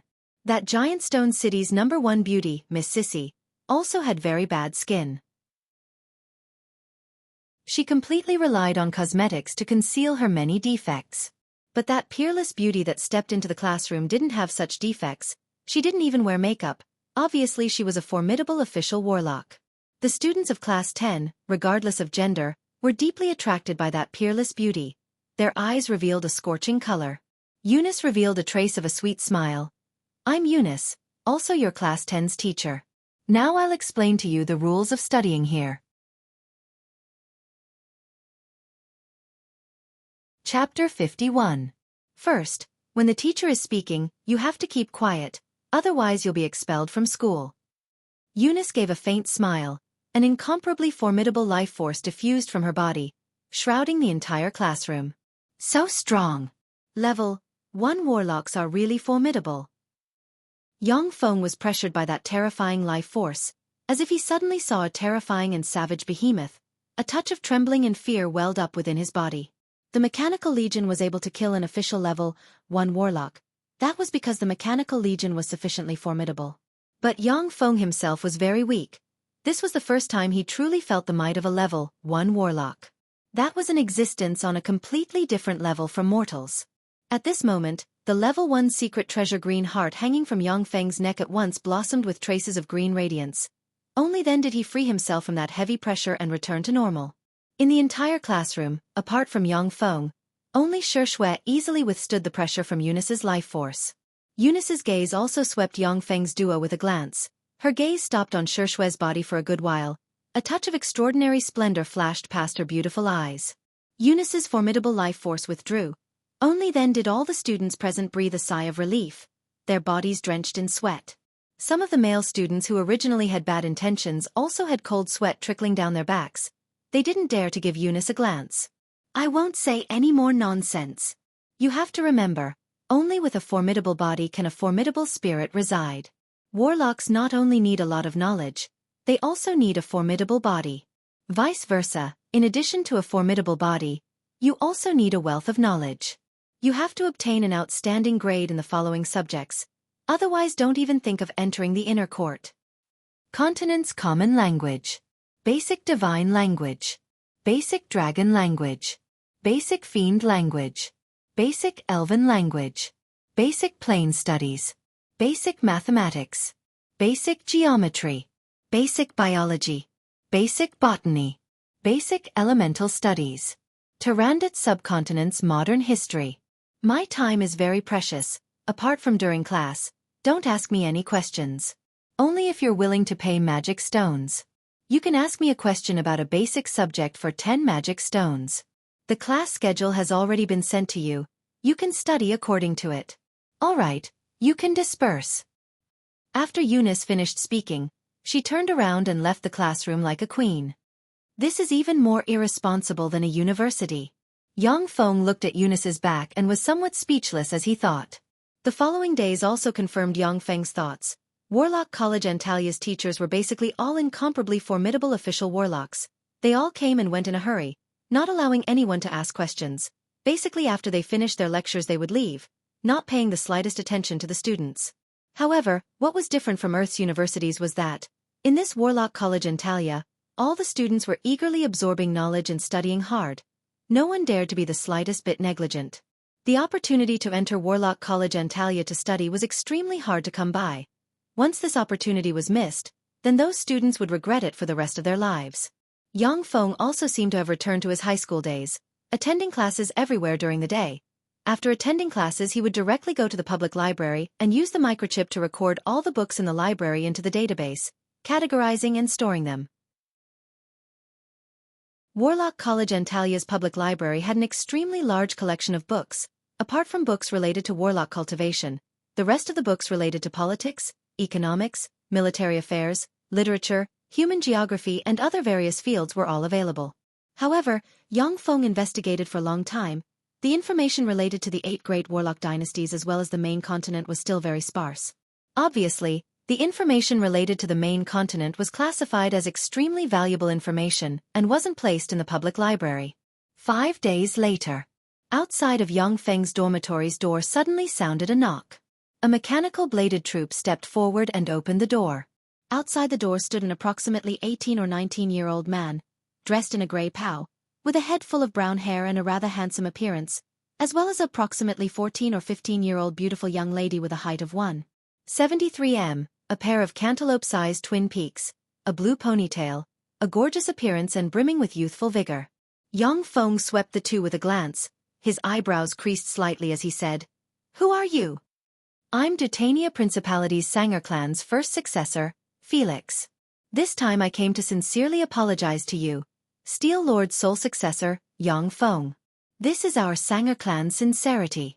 The blue-haired man gave a slight smile, took out a box and opened it.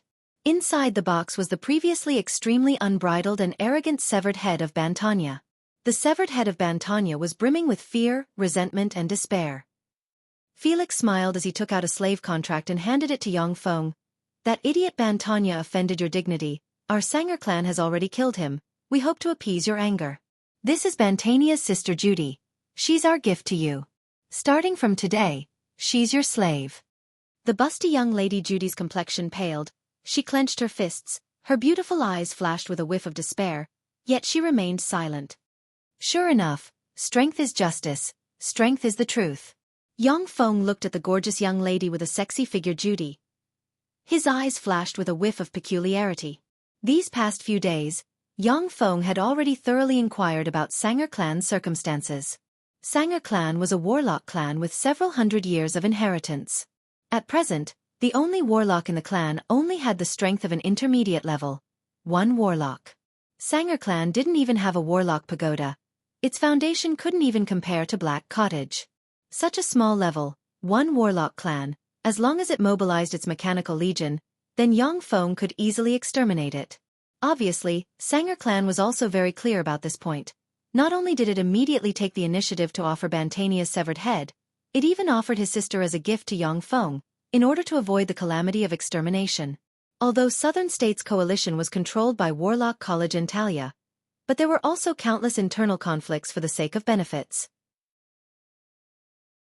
From time to time, some small and weak warlock clans would be inexplicably wiped out. Sanger clan didn't want to be wiped out for no reason at all. Although there were a lot of elites in warlock clans, but there were also a lot of idiots. Bantanya, that idiot, thought that Yang Feng wouldn't be able to act against him in Warlock College and Talia. But never would he have thought that Yang Feng would directly force his clan to personally deliver his severed head.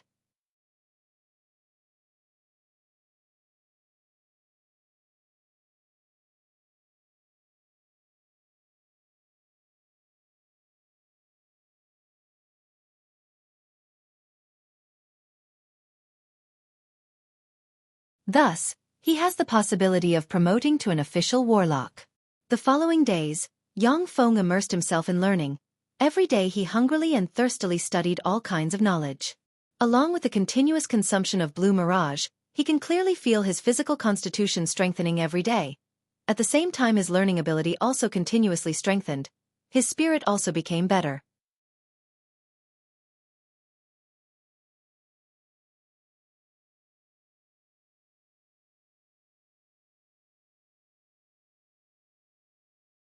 Can you put down the spellbook in your hands and have a good chat with me? Annie put down the spellbook in her hands, her eyes flashed with a whiff of worry. She sighed faintly and said, Ina, we don't have much time. After entering the inner yard, if we're unable to promote to a level 3 apprentice warlock within 6 years, then we'll have to leave the college. I don't want to go back and listen to my family's arrangements, become a tool for marriage, and casually marry a person from another warlock clan. The competition in Warlock College and Talia was extremely intense. Once you enter the inner yard, if you're unable to promote to a level 3 apprentice warlock within 6 years, then you'll have to directly graduate and leave the school. Those outstanding seedlings who are able to promote to a level 3 apprentice warlock within 6 years, then they'll receive attention and can continue to study in Warlock College and Talia. The college will also pour more resources into their cultivation. Annie had already entered the inner yard for nearly 4 years, and had just recently promoted to a level 2 apprentice warlock. Wanting to promote to a level 3 apprentice warlock within the remaining 2 years was practically impossible. The enormous pressure forced her to make the best use of her time to study all the time. When Ina heard that, her pretty complexion changed. She said somewhat weakly and bitterly, to promote to a level 3 apprentice warlock within 6 years, how could it be that simple? Only Fernandro clan's Jessica, Bond clan's Ken's, Mazad clan's Ren, these geniuses with spirit aptitudes as high as level 6, only then would have absolute certainty in promoting to a level 3 apprentice warlock within 6 years. For us students with spirit aptitudes of only level 4, wanting to promote to a level 3 apprentice warlock within 6 years is really too difficult. When Annie heard that, she also gave a slight sigh. Just at this moment, Yang Feng entered the appraisal room. Ayane's face at once surged with a touch of a professional smile. Hello. This is Warlock College and Talia's Apprentice Warlock's Comprehensive Appraisal Room. May I ask if you're here to be appraised as an apprentice warlock? Yang Feng said with a slight smile. That's right. I'm Yang Feng. What? You're Yang Feng? Steel City's sole successor, Yang Feng? Ina was immediately gobsmacked. Her eyes flashed with a touch of astonishment. The professional smile on Annie's face also flashed with a touch of astonishment. Steel City's sole successor, Yang Feng's spirit aptitude was only inferior level 1. This information was known by practically the entire Warlock College in Talia. According to common sense, it was practically impossible for people with this kind of spirit aptitude to promote to an apprentice warlock in their lifetime.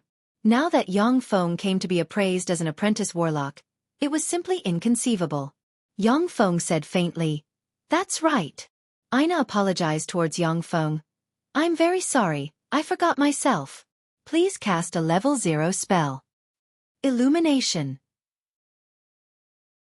Yang Feng pointed with his hand and a sphere of radiance flickered in front of him. Aina nodded and said, "It's indeed a level 0 spell. Please show me the continent's common language. Basic divine language. Basic dragon language. Basic fiend language. Basic elven language. Basic planes. Basic mathematics. Basic geometry. Basic biology. Basic botany. Basic elemental studies. Tarandit subcontinent's modern history transcript." Those basic subjects mainly focused on memory ability. Yang Feng had the smart glasses, this great cheating tool, and he easily obtained an outstanding grade in all the subjects. Aina carefully examined the transcript produced by Yang Feng and said with a slight smile, "Please wait a moment." Before long, Aina handed Yang Feng a set of grey robes with a copper thread. This apprentice warlock's robe has a level 0 dirt removal spell enchanted on it. It's worth at least 300 gold coins. After promoting to a level 1 apprentice warlock, you'll get one for free.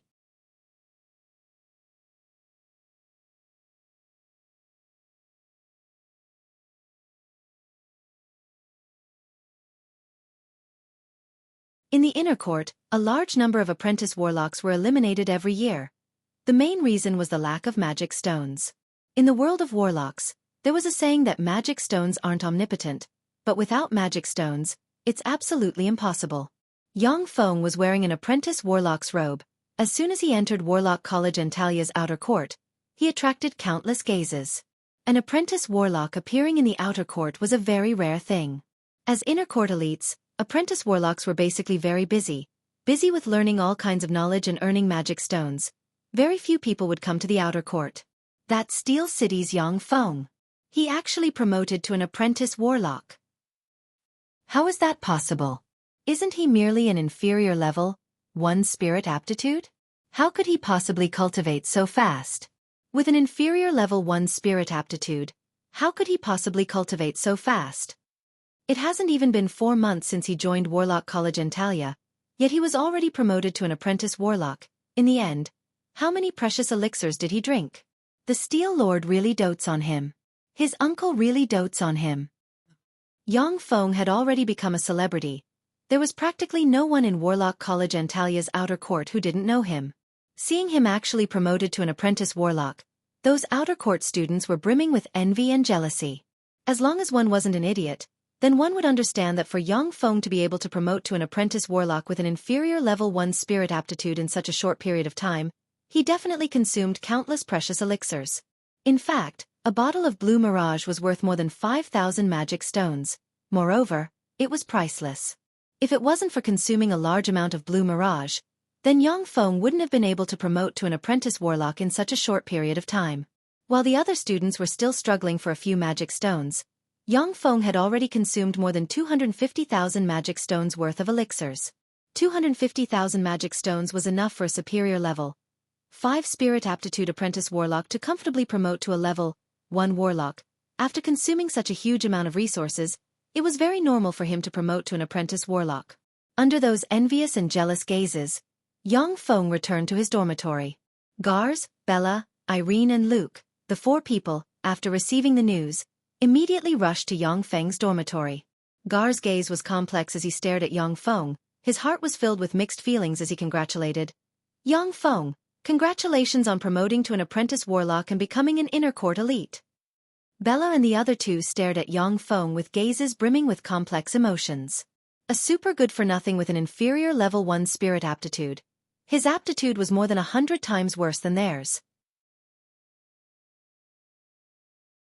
For such a good-for-nothing's cultivation speed to be so far ahead of theirs, the only possibility was that he had consumed the best elixirs. Yang Feng asked. What about Leo? Gar said lightly. He's dead. During an adventure, he died under the curse of a freak. Bella and the other two's eyes flashed with a touch of gloom. Warlock College Antalia's tuition fee was very high. All kinds of knowledge required a large amount of gold coins to purchase. A lot of lesser aristocrats simply couldn't afford such a high tuition fee. They could only participate in some dangerous adventures to earn gold coins. That high tuition fee was like a natural barrier, blocking a lot of commoners as well as a lot of lesser aristocrats from entering the warlock's path. If Yang Feng had holed up in Autumn Leaf Town, then he wouldn't be able to step on the warlock's path for the rest of his life.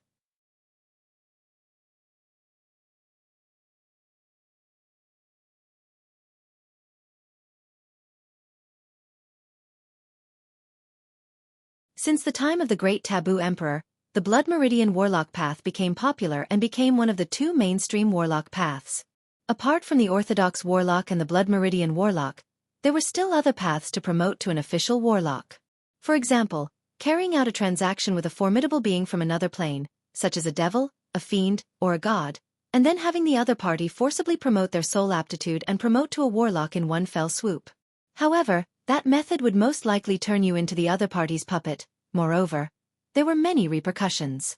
Yang Feng only looked at it for a moment, and then chose to give up. The Blood Meridian Warlock path wasn't that easy to tread. In order to become a Blood Meridian Warlock, the first step was to possess a formidable life form's Blood Meridians. In order to become a Dragon Meridian Warlock, then one would have to slaughter 3 dragons and extract their blood essence, then use all kinds of incomparably precious materials to go through countless refinements. Only then would one be able to refine a tube of transplantable dragon's blood meridian's essence. The second step required a cultivation secret method that was compatible with the blood meridians.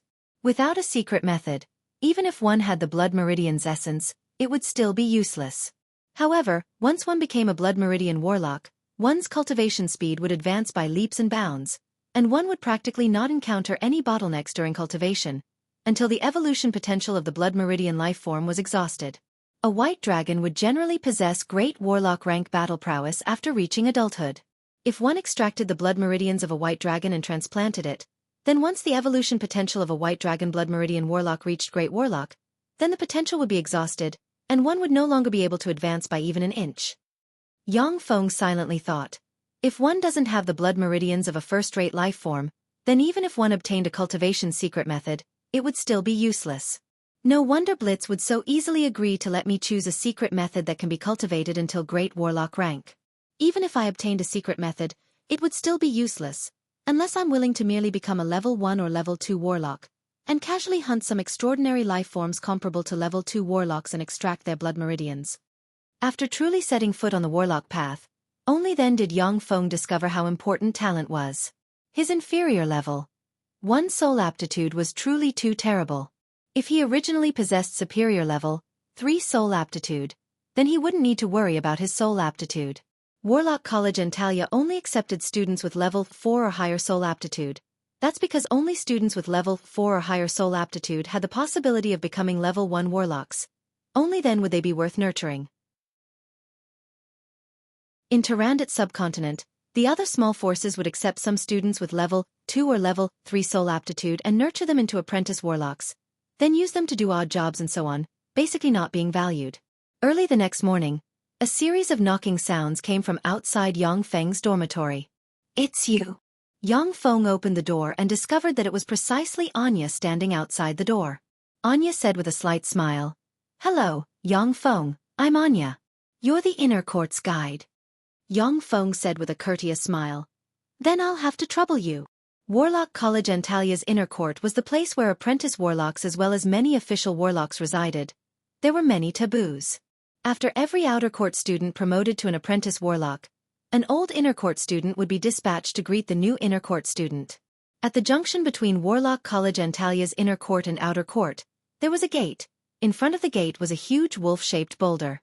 Anya arrived before the huge wolf-shaped boulder and said respectfully, "Hello, Delemk Darren. This is Yang Feng who has just promoted to an apprentice warlock."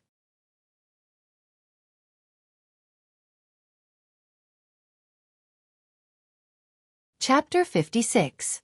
That huge wolf-shaped boulder opened its eyes, That pair of white stone ball-like eyes swept Xiaofan with a glance, then continued to lie down and said coldly, "I've already remembered the scent of his soul, take him inside." Extraordinary life form Stone Clan's Moloch wolf. That was the scientific name of that huge wolf-shaped boulder. This extraordinary life form's main body was an extremely high-quality boulder. Regardless of whether it was magic resistance or physical resistance, both were extremely terrifying. Adult Moloch wolves possessed terrifying battle prowess comparable to that of a pinnacle level 3 warlock. Moreover, they possessed a formidable racial innate skill, being able to smell the scent of anyone's soul. In the world of warlocks, there were a variety of strange spells capable of changing, distorting and concealing one's true appearance. But the scent of the soul couldn't be changed. Apart from some special experts, even great warlock rank experts' perception regarding the scent of the soul couldn't compare to that of a Moloch wolf. With this Moloch wolf standing guard in front of the gate, it would be extremely difficult for anyone to change their appearance and sneak into Warlock College Antalia's inner court. Xiaofan bowed slightly towards that Moloch wolf in salute. "I've seen Delemko Darren." The lifespan of humans was very short. An official level. One human warlock had a lifespan of approximately 200 to 300 years. A level 2 warlock had a lifespan of approximately 300 to 400 years. A level 3 warlock had a lifespan of 400 to 500 years. Only great warlocks had a lifespan of more than 1,000 years. But the extraordinary life form Moloch wolf needed more than 400 years to reach adulthood. Their lifespan even more reaching up to several thousand years. This adult Moloch wolf was also a formidable extraordinary life form with wisdom. Its status in Warlock College Antalya was extremely high, even comparable to a member of the Council of Elders. Xiaofan didn't dare to be disrespectful towards such an extraordinary life form. Delemko didn't budge, as if an ordinary stone statue, there was no movement. Anya brought Xiaofan through the gate separating the outer court and the inner court, directly entering the inner court. Once he entered the inner court, Xiaofan felt a formidable elemental particle by far surpassing that of the outer court pervading the space. After these days of diligent study, Xiaofan already understood the fundamental principles of warlock cultivation. Warlock cultivation was to use special methods to absorb all kinds of wandering elemental particles to strengthen their physical constitution and nourish their soul force. Soul power was a transcendent life form's most fundamental source of power. If one's soul power couldn't be improved, their body wouldn't be able to continue evolving. The most crucial step for an apprentice warlock to promote to an official warlock is to condense a soul seed, then use the soul seed as the core to open up a spirit force C, break through the limits of the human body, and evolve towards an extraordinary life form. Only then can one solidify a level 1 innate spell in their spirit force C. The powerful elemental particles were very beneficial for strengthening the body and nourishing the soul. In the inner court, Warlock College Antalya used all kinds of extraordinary methods to gather extremely rich elemental particles. Cultivating in such an environment was dozens of times faster than cultivating in the outer court. There was a 3-storied Warlock Pagoda in Black Cottage. Inside the 3-storied Warlock Pagoda, only the elemental pool and the core cultivation room had elemental particles that were slightly better than the inner court's environment. As expected of one of the 6 sacred cultivation grounds of Tarandit subcontinent, it really deserves its reputation. Xiaofan slightly operated magic notes tighten and felt a formidable energy particle enter his body, making him feel very comfortable. In Warlock College Antalya's inner court, there were Warlock Pagodas one after another. Each Warlock Pagoda was at least 4-storied in height. The construction cost of a Warlock Pagoda was extremely expensive. Generally, some small Warlock clans simply couldn't afford to build a Warlock Pagoda. Black Cottage's Warlock Pagoda was also established after spending several generations of time and money. Moreover, it was still a 3-storied Warlock Pagoda. It simply couldn't compare to Warlock College Antalya's Warlock Pagoda. Xiaofan roughly counted and discovered that the number of Warlock Pagodas reached as high as several hundred. Those several hundred Warlock Pagodas vaguely formed a mysterious formation, surrounding and protecting the 9 7-storied Warlock Pagodas. At the core of the Warlock Pagodas, there was a huge energy-absorbing ancient tree reaching into the sky. One could vaguely see rays of light flickering on the branches of the energy-absorbing ancient tree. Warlock College Antalya certainly has precious elixirs capable of promoting one's soul aptitude. However, such precious elixirs are certainly few in number. Moreover, they can only be grasped by level 3 warlocks or great warlocks. Unless I can capture Warlock College Antalya, otherwise, I simply can't get my hands on them. Inside a warlock pagoda, warlocks can basically resist enemies one rank higher than them. If Warlock College Antalia's great warlocks were to stand guard within the college, then my Mechanical Legion's odds of success would be too low. Unless my forces can expand by several tens of times. Yang Feng's eyebrows creased tightly as he calculated within his mind.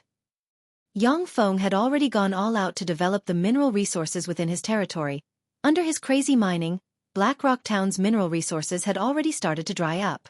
On one hand, he was sizing up and purchasing iron ore. On the other hand, he was looking for new mineral resources within his territory. Even so, the raw materials in his hands were already far from being able to satisfy his production capacity. The amount of Yang Feng's Mechanical Legion within his territory was already very large, but he still didn't have any certainty in defeating Warlock College Antalya. The more he cultivated the warlock path, the more he could feel the strength of a high-level warlock. Yang Feng sighed slightly within. What a pity, now the territories already have a master. Moreover, they all have the shadow of a great warlock behind them. Wanting to expand is too difficult. In Tyrandot subcontinent, every place had a master, even though those places were controlled by some warlock clans or small forces. But they all had the shadow of a great warlock behind them. After Yang Feng captured Steel City, it was already his limit. Warlock College Antalya had already started to suppress his expansion.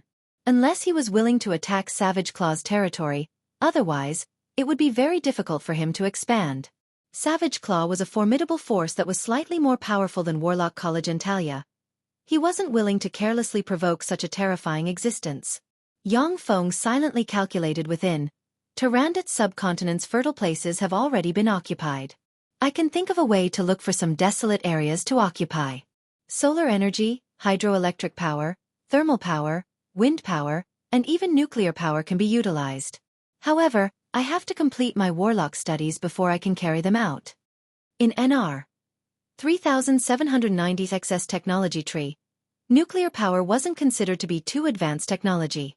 At present, it was already possible to manufacture large-scale nuclear power plants. However, in order to manufacture a large-scale nuclear power plant, it still required a series of prerequisites, such as a heavy water refinery. At present, all kinds of prerequisites were being constructed within Yang Feng's territory. He only needed another year, then Yang Feng could manufacture a large-scale nuclear power plant, as well as officially produce weapons of mass destruction such as nuclear warheads.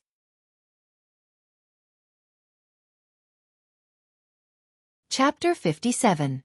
Anya gave Yang Feng a detailed explanation regarding the various taboos of Warlock College Antalya's inner court, while bringing Yang Feng inside a warlock pagoda. Anya lightly knocked on a door and said, "Teacher Eunice, I've brought Yang Feng. Come in." The door opened and a voice brimming with magnetism sounded. Yang Feng stepped into the room, then saw the peerlessly beautiful Eunice wearing a blue low-cut chong pao, incomparably languidly leaning on a sofa padded with a white tiger skin. Her slender and beautiful legs extended from within the chong pao, reflecting a beautiful luster. She was holding a book in her hands and was casually flipping through it. A beautiful elf clan young lady with a pair of pointy ears, fair skin, a sexy figure and an extremely beautiful appearance was currently massaging Eunice's calf. Elf. A sweet fragrance came from within the room, coupled with the room's alluring and beautiful scenery, making Yang Feng's heart slightly moved. He immediately shifted his gaze and lowered his head, not daring to look towards Eunice's direction. This was Warlock College Antalya's headquarters. If Yang Feng made any unusual movements, then Eunice could casually slap him, this little level 1 apprentice warlock, to death. The name of Steel Lord could intimidate and threaten a small warlock clan like Sanger clan, but it was useless against a colossus like Warlock College Antalya. Elves, this life form, weren't indigenous to Tyrandot subcontinent, but rather a species that warlocks had captured from other planes. After continuous indiscriminate hunting, the number of purebred elves was already very scarce. Once they appeared, they would basically become the playthings of bigwigs. Eunice actually had a purebred elf here. Her strength by far surpassed that of an ordinary level 1 warlock. Eunice used that somewhat bewitching gaze to sweep Yang Feng with a glance, then lightly smiled. "Yang Feng! So it's you. It seems like Steel City's Yang Yi is truly sparing no effort towards you. His only blood relative, to actually use blue mirage elixir to push you into an apprentice warlock." Yang Feng heard Eunice's bewitching and sweet laughter. His blood unconsciously boiled, the flames of lust welled up. He was practically unable to control himself. At this moment, the level 1 secret treasure green heart in Yongfeng's bosom released a cool and refreshing force that entered his body, directly suppressing the flames of lust within him, allowing him to return to normal. Is this a charm spell? Or is it the power of charm inherent in her blood meridians? Yongfeng regained his reason. Cold sweat flowed down his back, completely drenching his clothes. He could imagine that once he lost his mind to his desires and did something irrational, only death awaited him. Yongfeng's eyebrows creased slightly, his heart shivering, somewhat puzzled. What's going on? I've never offended her. Why would she have so much malice towards me? Eunice swept the green heart on Yongfeng's neck with a glance, her eyebrows creased slightly. She took out 2 crystal balls and said somewhat coldly, "Every student that enters the inner court has a chance to obtain free knowledge. This was my expertise in mutated biology and extraordinary botany. Choose one." Yongfeng creased his eyebrows again. Variant biology and extraordinary botany. These 2 subjects were too high-end for apprentice warlocks. For an apprentice warlock, the best subjects are spell principles and level 0 spell model analysis. These 2 basic subjects. Mutated life forms and extraordinary plants. These were existences that only official warlocks had the qualifications to study. The majority of those mutated life forms and extraordinary plants had the terrifying strength of official warlocks. Only official warlocks could subdue and study those freaks. Yongfeng's thoughts revolved lightning fast and he made a choice. I choose extraordinary botany. Peak alchemical elixirs involved a lot of precious extraordinary plants. Extraordinary botany was also one of the prerequisite subjects for intermediate alchemy. Blue mirage and mermaid tears. These kinds of peak alchemical elixirs could only be refined by warlocks that had grasped intermediate alchemy. Eunice flicked her finger, a crystal ball directly shattered. A plant-like green smoke flew out from the crystal ball and directly entered the space between Yongfeng's eyebrows. Countless information, countless data turned into an incomparably huge information stream that fiercely assaulted Yongfeng's brain. That huge amount of information nearly crashed his brain, making him fall to the ground. He struggled in pain and couldn't help but issue bursts of anguished howls. Giggle! Eunice looked at Yongfeng, who had fallen to the ground and was struggling in pain. She issued a delightful and bewitching laugh. At the same time she reached into the elven clothes beside her and started to fiddle with them. That beautiful elf also issued bursts of moans that could make people blush and their hearts palpitate. Fuck! I'm going to be played to death by this crazy woman. Yongfeng endured the sharp pain in his head and at once crushed a piece of wood in his pocket. Wisps of black smoke rose from the piece of wood, condensing into an owl that emanated powerful energy fluctuations in the void. That owl's eyes swept Yongfeng, who was rolling on the ground in pain, with a glance. It opened its mouth and spat out Eudirax's voice. Eunice, did this youngster violate the rules of the academy and offend you? Eunice put away her careless look and said lightly, I was just teasing him. Eudirax, are you this youngster's nanny? Eudirax said coldly, his uncle Yang Yi is a good friend of mine. I don't want to see such a thing happen a second time. Eunice had a provocative expression on her face as she sneered. So what if it happens a second time? He's just a waste without any aptitude for becoming a warlock. Even if it's his uncle, he's just a waste hovering around the pinnacle level. One warlock, that's all. Eudirax said lightly, if you do that again next time, I'll complain to the Council of Elders about everything here and have your share of resources reduced. Humph. Eunice's eyebrows creased slightly. She waved her lily-white hand and at once a strange fluctuation of power shrouded Yongfeng. Yongfeng's severe headache was alleviated. He clenched his teeth and stood up.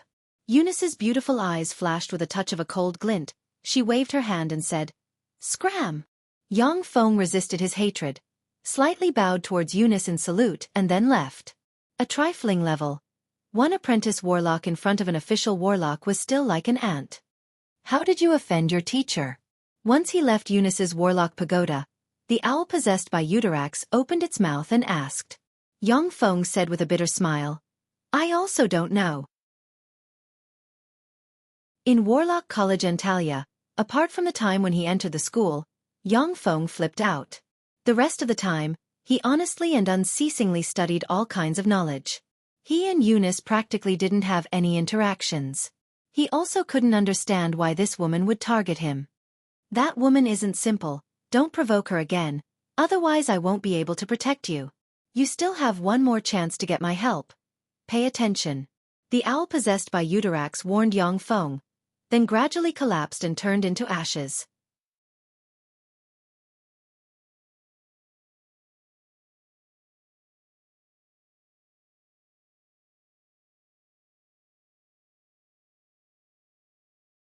That formidable life force completely suppressed their own life force. At once, they understood that he had already promoted to a level 3 apprentice warlock. Annie's beautiful eyes flashed with a whiff of a complex color, her voice carried a trace of jealousy. Yang Feng, congratulations on promoting to a level 3 apprentice warlock. Irene's eyes also flashed with a whiff of jealousy, but she flattered. So amazing. Yang Feng, your rate of progress is really amazing. In your batch, your rate of progress is the fastest. A year ago, Annie and Irene were already level 2 apprentice warlocks. A year later, they were still level 2 apprentice warlocks. Their progress was extremely small.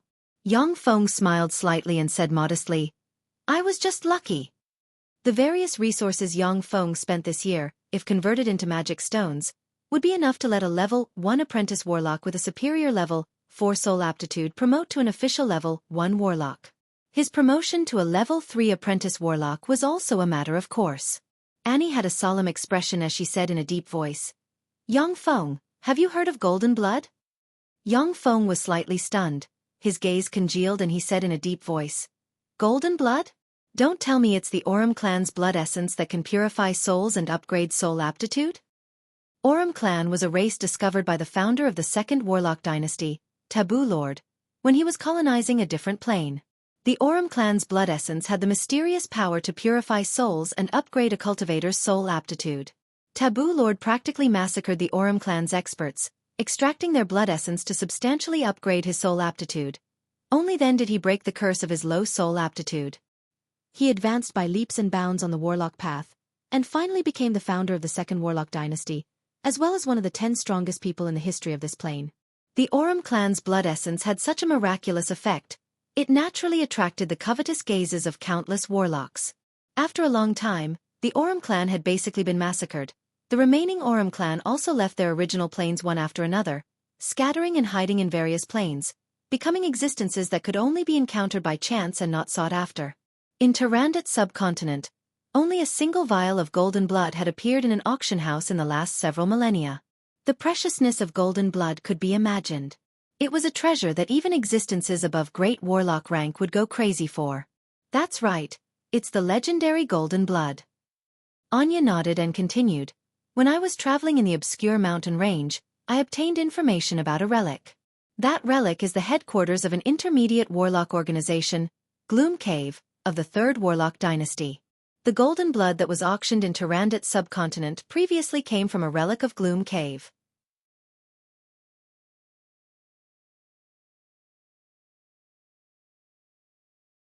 Chapter 59. A scorching light flashed in Annie's eyes as she said, the location of the Gloom Cave's headquarters is naturally not something we can explore. However, as long as we explore the periphery, the resources we obtain will be enough to promote us to warlocks. Yang Feng contemplated for a while, a peculiar glint flickered in the abyss of his eyes, and he said with a light smile, Okay, I'll participate. Anya said, Yang Feng, since you agreed to join us in the exploration.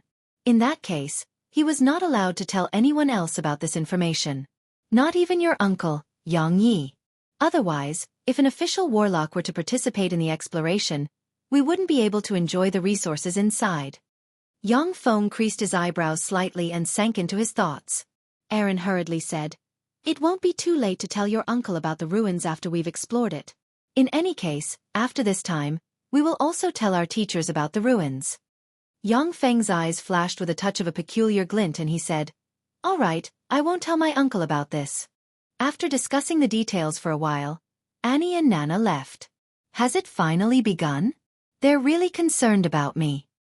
Yang Feng looked at the backs of the two women leaving, his eyes gradually becoming frigid, and he said in a low voice, Looks like I have to make early preparations. Yang Feng quickly arrived at the inner court's trading hall. 5 magic stones for a kilogram of searing steel. Looking for necromancy ink for 20 magic stones. Selling my optimized level 0 cantrip model for 10 magic stones. I'll explain the theory behind a level 0 cantrip for 5 magic crystals. In the inner court's trading hall, there was a lot of trading information pasted in a corner. In the center of the transaction hall, dressed in an apprentice warlock's robe, with a sexy figure and a rather gorgeous appearance, a blonde beauty of approximately 31 or 32 years of age sat there. Yang Feng directly went in front of that gorgeous beauty and said lightly, "I want to buy level 1 spell models. How many level 1 spell models are there?" That blonde beauty gave Yang Feng a glance. Her eyes flashed with a whiff of jealousy and envy. She said softly, "Level 1 spell model. 8,000 magic stones for a basic spell model. At present, there are 282 level 1 spell models here. So expensive." Yang Feng immediately inhaled a mouthful of cold air.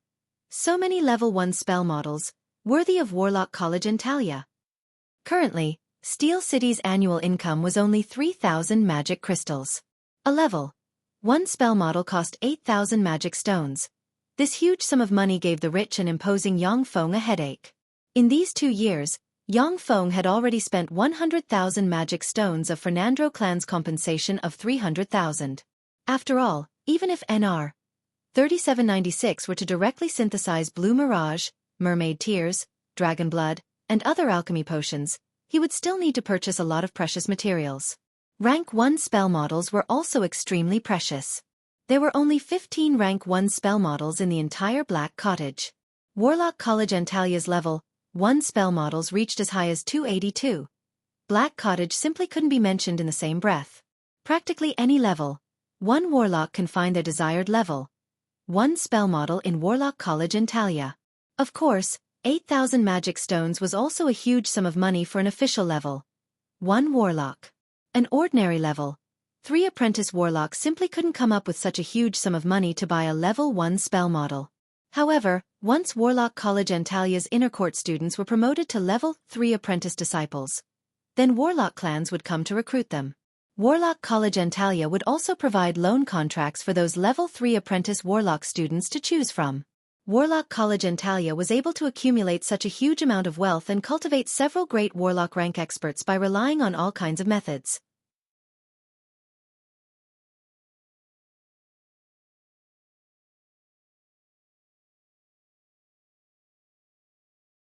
That blonde beauty gave a sweet smile, handed a red crystal to Yang Feng, simultaneously gave him a coquettish look, extended her hand and lightly scratched his palm, stuffed a slip of paper into his hand and gave an ambiguous smile.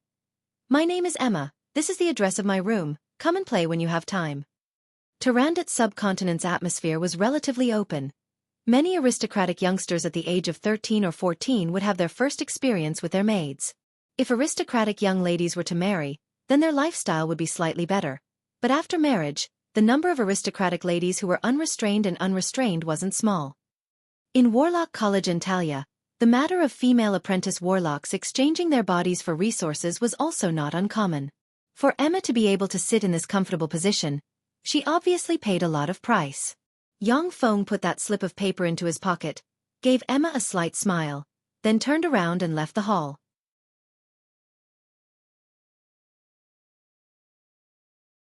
Chapter 60.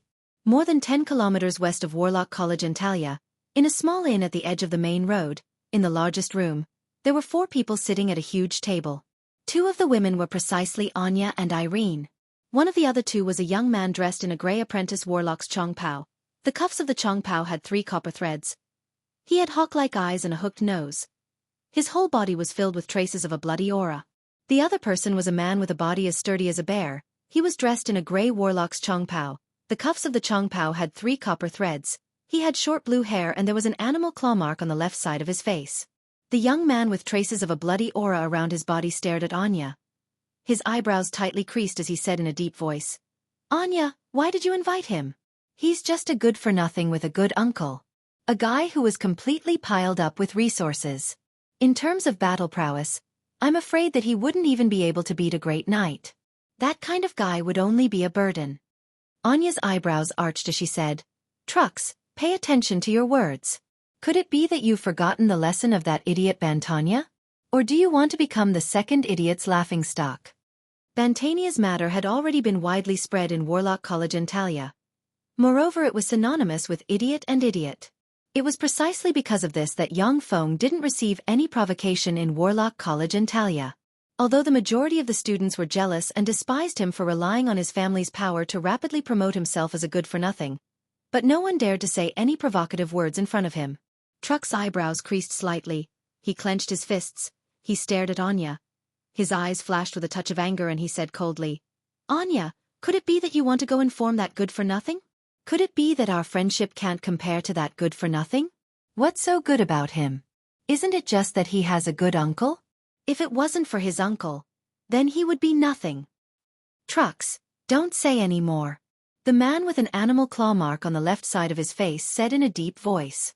The man with an animal claw mark on his face obviously had a higher status. Once he spoke, Trucks immediately became silent, but Truck's eyes still surged with traces of anger and jealousy. There was a knock on the door. Irene went to open the door. A young man with a head full of short black hair and an ordinary appearance, dressed in a grey apprentice warlock's chongpao with 3 copper lines embroidered on the cuffs, walked into the room under the escort of 2 tall and sturdy men with bear-like bodies, practically carved from the same mold. The young man with short black hair and an oriental face was Yang Feng. Anya swept the 2 bodyguard-like men beside Yang Feng with a glance, her eyebrows raised.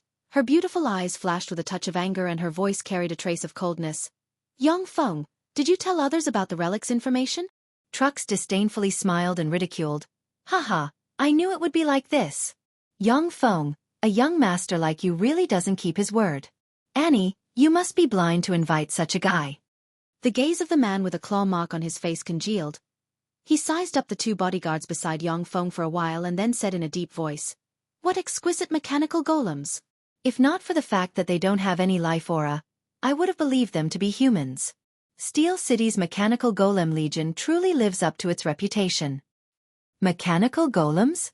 Anya was startled, her anger dissipated. She carefully stared at the 2 robots beside Yang Feng for a while. A spirit ripple shrouded the 2 robots and a touch of apology welled up on her face. "I'm sorry, Yang Feng, I misunderstood you." "Humph." Truck snorted coldly and went silent. The man with a claw mark on his face took the initiative to step forward and said, "I'm Pierre. Yang Feng, I'm very sorry. This time's exploration is too important for us. Trucks and Anya are somewhat overreacting." Yang Feng said with a smile, "It doesn't matter. Since everybody is here," said Pierre. "Then let's set off." No one had any objections. They turned around and left the inn. The obscure mountain range was located at the junction of the 3 great forces: Warlock College Antalya, Savage Claw and Rose Garden. The resources within the obscure mountain range were barren and the environment was dangerous. Therefore, the 3 great forces didn't pay attention to this region. All kinds of wanted criminals, scum, non-human races as well as existences that couldn't survive in human society, they all converged in this region, forming small cities. The door of an inn was pushed open. 7 young men and women dressed in adventurers' attire walked in. It was Yang Feng and his entourage. Adventurers were people with martial prowess. They went on adventures everywhere, completed missions and earned money. Their social status was only slightly higher than that of a lord's subjects. They could rely on their adventurer's crest to travel all over the world. Wherever there was money to be made, that's where they would be found. The activities of adventurers weren't as romantic as many people imagined, but were instead full of danger, betrayal and death. A relatively valuable treasure might cause a group of adventurers to kill each other. Once they entered the inn, Yang Feng saw that the small inn was packed with people. A large number of adventurers were drinking ale, eating barbecued meat and talking loudly. There were even some adventurers very vulgarly hugging women and molesting them in public. Anya and Irene saw this scene. Their eyebrows creased slightly. They were of aristocratic origin. They felt a trace of discomfort towards this scene. They casually found an empty table and sat down. Yang Feng's gaze fell on a maid's body, his eyes revealing a trace of interest. "Is that a beast man?" "No, it should be a woman from the Rabbit Man clan, a race similar to humans." The maids in this small inn basically all had a pair of long rabbit ears, a petite figure, appearance similar to that of an ordinary human woman, hair color mainly blue or brown. Their looks were also relatively beautiful. Such rabbit-eared women were called Rabbit Man clan, belonging to a race similar to humans. They were also the descendants of playthings that warlocks caught from other worlds. Rabbit Man clan didn't have much strength and evolution potential, but they looked petite and cute, belonging to some warlock's preferred pets. "Hey, beauty! My name is Dolly. How about coming over to play with us? 5 gold coins for one night. I guarantee that you'll have a wonderful night." A tall bald man dressed in leather armor, his body exuding a faint smell of blood, walked over with large strides, as if there was no one else present. He grinned towards Anya and said, "In this small inn, the beautiful Anya of aristocratic origin gave people a feeling of being a crane among chickens." Apart from Anya, Irene was also a little beauty. Gazes brimming with greed and desire concentrated on Yang Feng's party.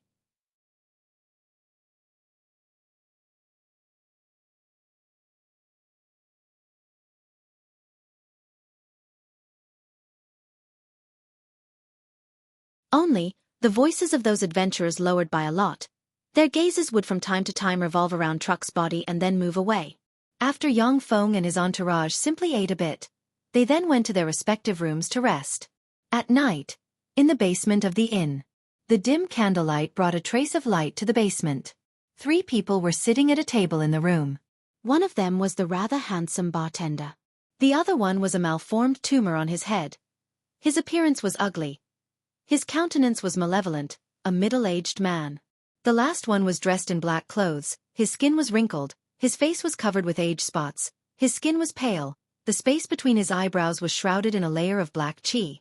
The old man used an unpleasant and hoarse voice to whisper, "Gil-Els, are you sure those 5 people are apprentice warlocks?" Gil-Els' eyes flashed with a whiff of disgust as he said, "That's right, Graham Darren, apprentice warlocks have a stinking life force, I can smell it from several li away. They even disguise themselves as adventurers. It seems like their plot isn't small." Graham's eyes flashed with a whiff of doubt as he said, "Why would apprentice warlocks come here? This place is barren of resources and full of dangers. It's simply not a good place for them to gain experience. Could it be that my lord's plan was discovered by them?" Graham's gaze fell on a golden statue in the room. His heart jumped and he whispered. In the center of the room was placed a statue with 3 heads, a wolf's head, a human's head and a tiger's head, a beast-like sturdy body, long claws on both hands and feet, a pair of wings on its back and a scorpion tail. That statue of a devil seemed to be alive. Its eyes would turn from time to time, flashing with a cruel and strange radiance, coldly watching the 3 people in the room. The man with a deformed tumor on his head gave a sinister smile.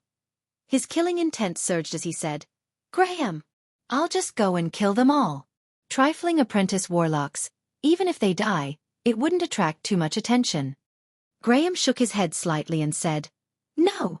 They might not have discovered my lord's plan. Those apprentice warlocks have strange means and formidable strength. Lek, you can't act, otherwise, once exposed and spoiled my lord's plan, even if you die 10,000 times, you still wouldn't be able to atone for your crimes." Gil-Els whispered, "Graham Darren, Dolly was killed by those people. Dolly was a Black Crow's person. We can instigate the Black Crows to act against them and probe their origins." Graham said lightly, "Good. Gil-Els, I'll leave this matter to you. As long as you accomplish this, then after my lord descends to this world, he absolutely won't forget your merits. As long as you serve him loyally, the Great will definitely bestow you with power and wealth surpassing mortals." Gil-Els said with some excitement, "Yes, Graham Darren." That statue of a devil looked indifferently at everything that happened in the basement. The depths of its eyes revealed a trace of ridicule. Its eyeballs slightly swiveled. It recovered its cruel, callous and formidable form. Graham glanced at a mechanical clock in the basement and said lightly, "It's time, let's begin, Gil-Els." "Yes, Graham Darren." Gil-Els' eyes flashed with a touch of excitement. He got up and walked towards a corner of the basement and opened a cloth bag. Inside the cloth bag was a young woman with her mouth covered with tape. She fearfully looked at him and continuously twisted her body.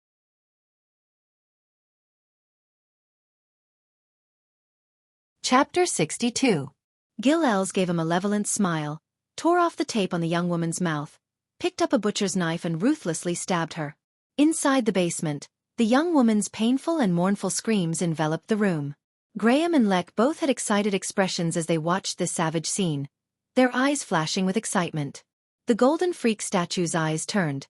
Traces of strange and savage fluctuations of power pervaded the basement. Gil-L's and the other two's eyes instantly became incomparably red under the strange and savage fluctuations of power, completely unlike humans. The screams continued for a while before stopping. Graham held a still beating heart in his hands, raised it high and delivered it to the front of the golden freak statue. "Mighty my lord, please enjoy the offerings of your humble believer, may your glory envelop the endless plains." The golden freak statue at once emitted traces of red radiance. As if it came to life, it opened its mouth and bit down, swallowing the still beating heart. The three-headed golden freak statue's human face revealed a trace of satisfaction.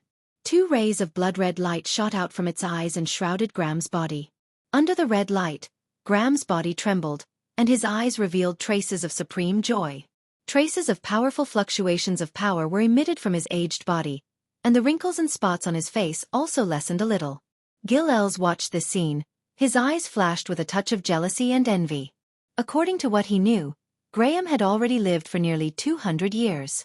Apart from warlocks, it was the first time that Gil-L's had seen someone live that long, under the temptation of a long lifespan and formidable power.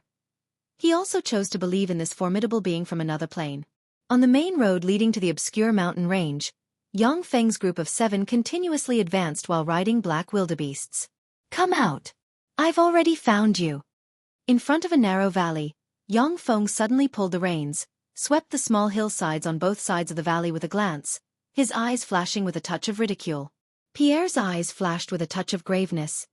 He waved his hand. Trucks and the others also pulled the reins, stopped advancing, their eyes flashing with a touch of vigilance. The 2 sides of the valley path were still quiet. There was no reaction. Annie took out a small bag and opened it. A fist-sized mutant dragonfly flew out. She chanted an incantation and pointed at the mutant dragonfly, and a green light shrouded the dragonfly. The mutant dragonfly flapped its wings and flew towards the other side of the hill. "Damn! It's an apprentice warlock. There's no need for an ambush. Everyone get out." On the hillside, a burly man wearing a headscarf, with a ferocious appearance and a scimitar in his hand, cursed and walked out with his subordinates. More than 200 fully armed warriors dressed in leather armor and armed with weapons appeared on both sides of the hillside. The tall and sturdy man with a headscarf and a scimitar in his hand looked coldly at Yang Feng's group of 7 and said coldly, "I'm Black Raven's second commander Terry. Apprentice warlocks, you killed our Black Raven's member Dolly. Hand over the 20 magic stones and we'll forget about this matter. Otherwise, all of you can stay here." Among the more than 200 warriors, more than 100 of them were armed with military crossbows. Military crossbows were the military's sharp weapons. 10 crossbows had the power to kill a knight rank expert. Those more than 100 military crossbows had the power to kill an apprentice warlock. Black Ravens could be considered as a relatively large force in this region. That's why they could get their hands on those more than 100 incomparably precious military crossbows. Small forces basically couldn't get their hands on them. Even so, Terry was still very cautious and chose to compromise. As long as there was a justifiable reason, he wasn't willing to become enemies with an adventurer's squad that had an apprentice warlock. "Mortals like ants, you still dare to attack us. All of you can go to hell." Trux gave a ferocious smile. He reached out with his hand and lightly touched his back. A magical radiance flickered and the huge copper chest on his back immediately opened. A set of steel armor weighing more than 200 Jin quickly covered his whole body, making him turn into a huge armored man. A magical radiance flashed on Truck's body. His figure flashed and directly rushed towards the direction of the tall and sturdy man like a heavy tank. Truck's cultivation direction was in the direction of a body-tempering warlock. Under the blessing of all kinds of level 0 spells, his fleshly body's strength was even comparable to that of some weak official warlock rank extraordinary life forms. "Release the arrows." Terry's complexion changed greatly and he bellowed. The 100 crossbow warriors pulled their triggers one after another, and a rain of densely packed arrows shot towards Trux. Those crossbow bolts that could penetrate an ordinary knight's armor hit Truck's body and directly pierced the armor, making Trux look like a hedgehog. Under that rain of countless arrows, Trux rushed into the crowd within a few breaths. He brandished his 2m-long greatsword and forcefully chopped down, easily beheading 2 Black Ravens members. The Black Ravens members quickly surrounded him and used a variety of weapons to attack Trux, but they were directly blocked by Truck's body's armor. Then with a backhand slash, he chopped them into pieces. Anya's beautiful eyes flashed with a touch of a peculiar glint. She took out a fist-sized beehive from her backpack. She silently recited a few incantations and pointed at the fist-sized beehive. A green radiance directly entered the beehive. The fist-sized beehive immediately swelled and became the size of a bucket. Huge poisonous wasps flew out from the beehive, forming a small insect cloud and flew towards the Black Raven's members. The huge poisonous wasps formed an insect cloud and rolled towards the Black Raven's members. A large number of the Black Raven's members were stung in their exposed body parts. They immediately fell to the ground and struggled in extreme pain. Arcane projectiles. Yang Feng flicked his finger and a cluster of arcane projectiles was directly shot and blasted on the body of a Black Raven's member. That Black Raven's member's chest caved in. He fell to the ground and immediately died. During these 2 years, Yang Feng had always been concentrating on promoting his apprentice warlock rank. He had only grasped one true offensive spell. That was the simplest and most commonly used arcane projectiles. Although his apprentice warlock rank was high, but in terms of methods, he might not necessarily compare to Anya, who merely had the cultivation of a level 2 apprentice warlock. Pierre's gaze was cold and detached. He didn't act, but rather conserved his strength and was ready to deal with any possible mishaps. Anya similarly continuously cast arcane projectiles, the simplest level 0 spell, killing one Black Raven's member after another.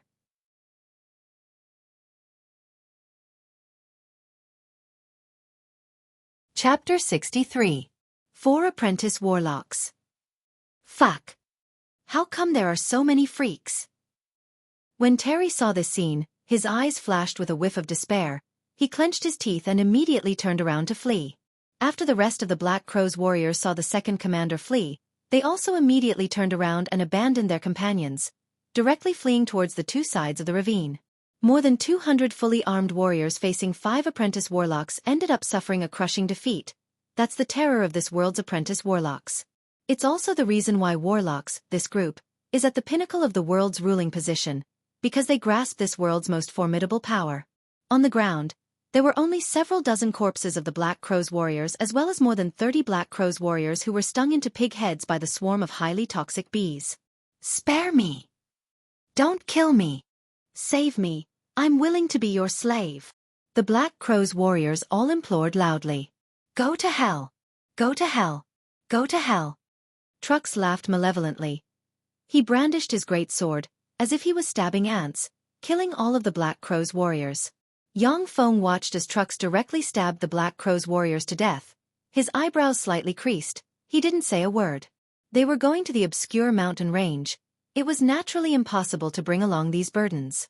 Moreover, these Black Crow's warriors were also scum from other places. Their deaths weren't to be regretted. Pierre directly dismounted from his horse. He groped the Black Crow's warriors one by one and looted all of their valuables. Pierre was in a very carefree mood, he said with a smile. A bunch of paupers, they only have 103 gold coins on them. These military crossbows, weapons and leather armors are comparatively valuable. They can be sold for approximately 3,000 gold coins. The 5 of us, each of us can get 600 gold coins. Military crossbows can deal with knight rank experts. No matter which country it's a controlled strategic weapon, the price is also very expensive. Within the sphere of influence of the obscure mountain range, there's absolutely no need to worry about selling these military crossbows. Trux licked his lips and said somewhat excitedly, Really good, it would be great if there were a bit more of these idiots. Yang Feng quietly watched from the side. He felt somewhat rueful within. This is the life of those low-level apprentice warlocks without a backer. For the sake of a few resources, they would risk their lives to kill and rob. A few magic stones was enough to make them dance in joy. If I hadn't defeated Fernando clan and obtained the huge war reparations, and if NR 3796 didn't have the ability to synthesize elixirs, then I'm afraid that I would also be like them, running around everywhere for resources. It's basically impossible to promote to a level 3 apprentice warlock. On the warlock path, resources were omnipotent existences. As long as there were enough resources, even a trash could be nurtured into a peerless powerhouse. Without resources, even if one had peerless talent, one would only slowly become mediocre and eventually become immortal. Warlock College Antalya would enroll 1,000 elite students every year. But only a dozen or so people could be promoted to an official warlock every year. Many talented apprentices, because they didn't have enough resources, missed the best age to promote to an official warlock, and had no choice but to spend their lives as level 3 apprentice warlocks. "Let's go," Pierre said. Yang Feng and his party immediately left and went into the distance. 10 days later at night. Under a cliff in the depths of the obscure mountain range, in front of an enormous crevice stood 7 people. It was precisely Yang Feng and his party. Anya pointed towards the enormous crevice. Her beautiful eyes flashed with a whiff of excitement. "This is the entrance to the ruins of Gloom Cave. Wait until the moonlight shines on this crevice. Then the gate leading to Gloom Cave will open." Pierre and the others also stared at the enormous crevice, their eyes flashing with a whiff of excitement. The warlock groups of the Third Warlock Dynasty era were by far more formidable than those of the modern era. In that era, an intermediate warlock group possessed the ability to cross planes, carry out planar travel, and capture formidable extraordinary life forms from other planes for research. An intermediate warlock group of that time could easily annihilate Tyrannid subcontinent's 6 great warlock groups. Such formidable warlock group, as long as there were a few well-preserved items left, they could be sold at sky-high prices in Tyrannid subcontinent. Yang Feng glanced at the enormous crevice, his eyes slightly narrowed. He said with a light smile, "Sorry, I changed my mind. I don't want to go inside and explore. How about this, you go inside first? Wait until you come out, then I'll use magic stones to trade with you and buy the items from you." Irene's complexion suddenly changed greatly along the way. She shouted, "What are you talking about? Yang Feng, are you playing with us?" Anya's pretty complexion changed slightly. She retreated a few steps and fumbled with a red crystal. Pierre and Trux were also greatly shaken. Their complexions changed greatly. They retreated a few steps and stared at Yang Feng, their eyes brimming with ill intent. Pierre's thoughts revolved, his face surged with a whiff of graveness. He shot a glance at Irene and Anya, the 2 women, and said in a deep voice, "What's going on? Yang Feng, did you discover something?" Yang Feng gave Pierre a somewhat appreciative glance. He said with a slight smile, "Pierre, your sense of smell is really sharp. If you continue to listen and know too many secrets, then you might die. I'm quite appreciative of you. If you leave now, then you'll still have a chance of survival. After you survive this time, you can go to Steel City to look for me. I'll let you be my subordinate." Trux had a puzzled expression. He glared at Yang Feng, his eyes flashed with a whiff of fierceness. He said fiercely, "In the end, what are you talking about? Yang Feng, why do you want to withdraw from this exploration? Quickly speak. Since it's like this, then I'll take my leave first." Pierre's thoughts revolved lightning fast. He made a decision. He clenched his teeth, saluted Yang Feng and cautiously retreated from the way he came. Pierre's adventuring experience was very rich. At the same time his senses were also very keen. Once he felt that something was wrong, he would decisively leave. This was also an important factor for him to survive many dangerous adventures. Irene's pretty face suddenly distorted. She screamed loudly and retreated to Pierre's side. "Pierre, you're not allowed to leave. Kill him as long as you kill him. I can give you the spell model warping field for promoting to an official level 1 warlock. Also, there's the necessary alchemical elixir 100-year tree core liquid. Trux, kill him. As long as you can kill him, I can also provide you with the resources to promote to a level 1 warlock." When Trux heard that, his heart was moved. His eyes flashed with a whiff of greed as he looked at Yang Feng. He extended his hand and placed it on the copper box containing the secret treasure armor on his back. Pierre stared coldly at Irene. A frigid killing intent pervaded from his body. "Get out of the way. I don't want to be chased by Steel City's city lord because of this little bit of resources. Irene, I told you to get out of the way. Otherwise don't blame me for being impolite." Irene felt Pierre's killing intent. Her pretty face changed and she hastily retreated to the side. She was very clear about Pierre's character. Once he made a decision, even if she stood in front of him, she would definitely be killed.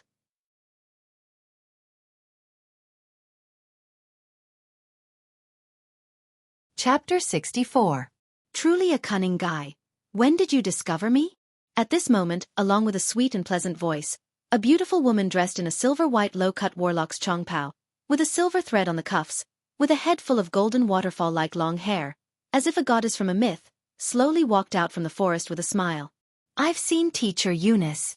Pierre looked at the goddess-like beautiful woman. He felt bitterness in his mouth.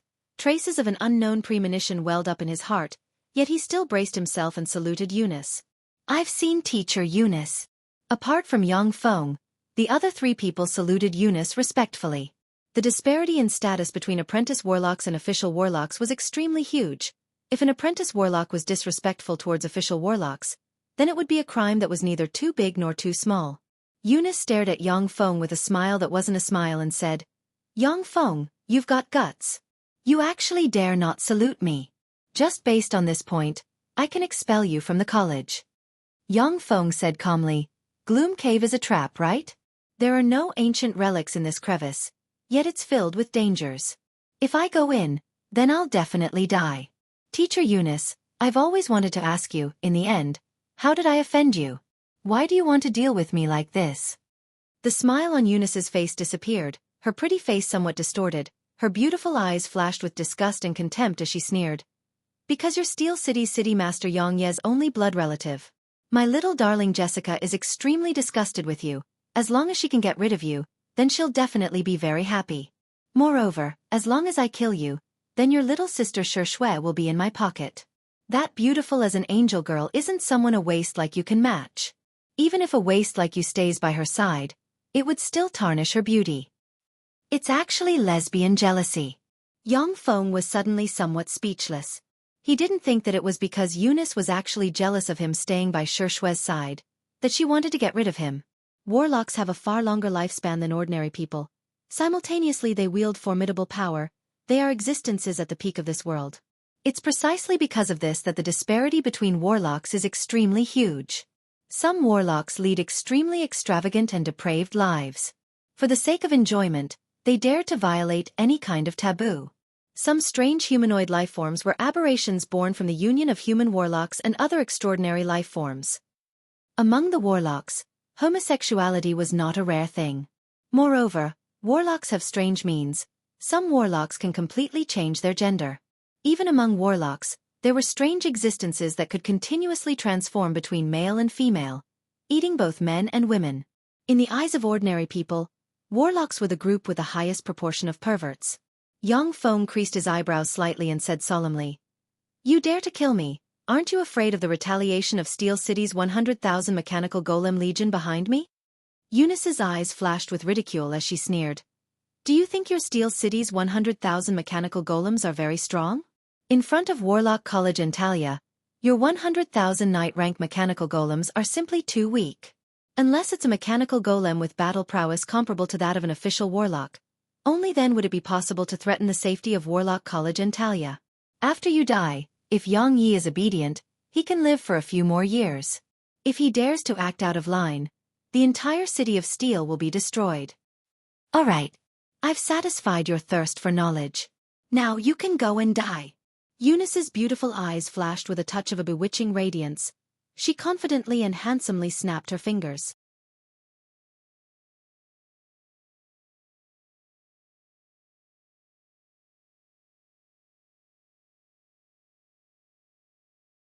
The extraordinary life-form three-headed human-faced cat's innate ability, Deadly Sound Wave, had boundless might towards life-forms. Even level 2 warlock rank experts would be in grave danger if they were hit by its deadly sound wave. Some level 2 warlocks with slightly weaker physiques would even be directly killed. However, the deadly sound wave was basically ineffective against robots. Eunice was somewhat surprised as she said with a light smile, "You actually didn't die? It seems like your uncle gave you a lot of top-notch protective secret treasures. However, do you think that a trifling 2 steel golems can protect you? If you obediently die, then it obviously wouldn't be that painful. The one who wants to deal with you isn't me." The corners of Yang Feng's mouth rose slightly, revealing a trace of a smile, and he said in a deep voice, "Shui, come out. Get rid of this woman for me." "Yes, Gidge."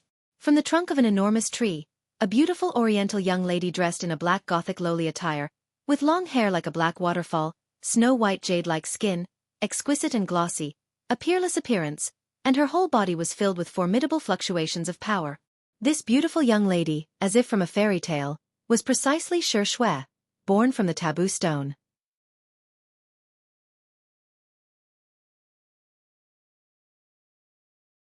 Chapter 65. Level 1 Warlock. That's really inconceivable. That's awesome. Shui, you're really awesome. Really wonderful. I'll definitely turn you into my possession. Eunice stared at Shui, her beautiful eyes flashed with fanaticism. She gasped slightly and said in a bewitching voice, Shui, come to my side. As long as you follow me, I'll spare Yang Feng's dog life. I can provide you with a lot of resources. You can easily promote to a level 2 warlock. It's you, this lowly sow, who dare to injure my big brother Yang Feng. That's really a heinous crime. Let me properly educate you, correct your twisted character, and teach you how to conduct yourself. Shui's beautiful eyes flashed with a touch of bewitching radiance, her black hair fluttered, and an extremely formidable ice force field surrounded her body. Streaks of white light condensed in her right hand, forming a 2-meter-long white ice whip. That's awesome. I'm liking you more and more. Eunice laughed somewhat crazily, her lily-white hands lightly pointed, and green rays of light shrouded a ring on her hands. Suddenly, a vine covered in sharp thorns extended from the ring. It was as thick as a python. At the tip of the vine was a 6-petaled tentacle. Within the tentacle were countless sharp teeth, and it ferociously bit at Shui. Shui was like an ice and snow fairy. She gracefully stepped forward, the ice whip in her hand ferociously lashed out, the ice whip at the demonic vine. In a flash, a tremendous ice force erupted, shrouding the demonic vine. The ice extended little by little, freezing the demonic vine into an ice sculpture, and the ice continued to spread towards Eunice's hands. Western Extreme Cold Ice Phoenix Method. A top-notch secret method. To be able to cultivate this secret method without any guidance, that's really outstanding. Eunice's eyes flashed with a touch of a peculiar light. She was full of praise. She casually flicked the ring in her hand away. When the ring left Eunice's lily-white hands, it immediately collapsed and turned into countless fragments. That fierce demonic vine also collapsed inch by inch, turning into ashes. The Western Extreme Cold Ice Phoenix art was a top-notch ice attribute secret art. If there was no one to guide or if one had a special constitution, it would be very difficult to achieve anything.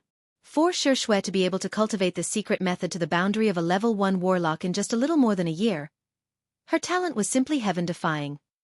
However, my enemy is not you. Eunice smiled sweetly and retreated quickly. With a flash, she strangely appeared in front of Yang Feng. 2 thick vines instantly shot out from the ground and pierced through the shields of the 2 shield-bearers. The vines wrapped around the 2 shield-bearers and flung them to the side. Stop. Otherwise, I'll kill your Yang Feng Gidge. Eunice reached out, grabbed Yang Feng and placed him in front of her, and then shouted at Shui. Eunice, please have a taste of my gift to you. Yang Feng didn't have the slightest awareness of being a hostage.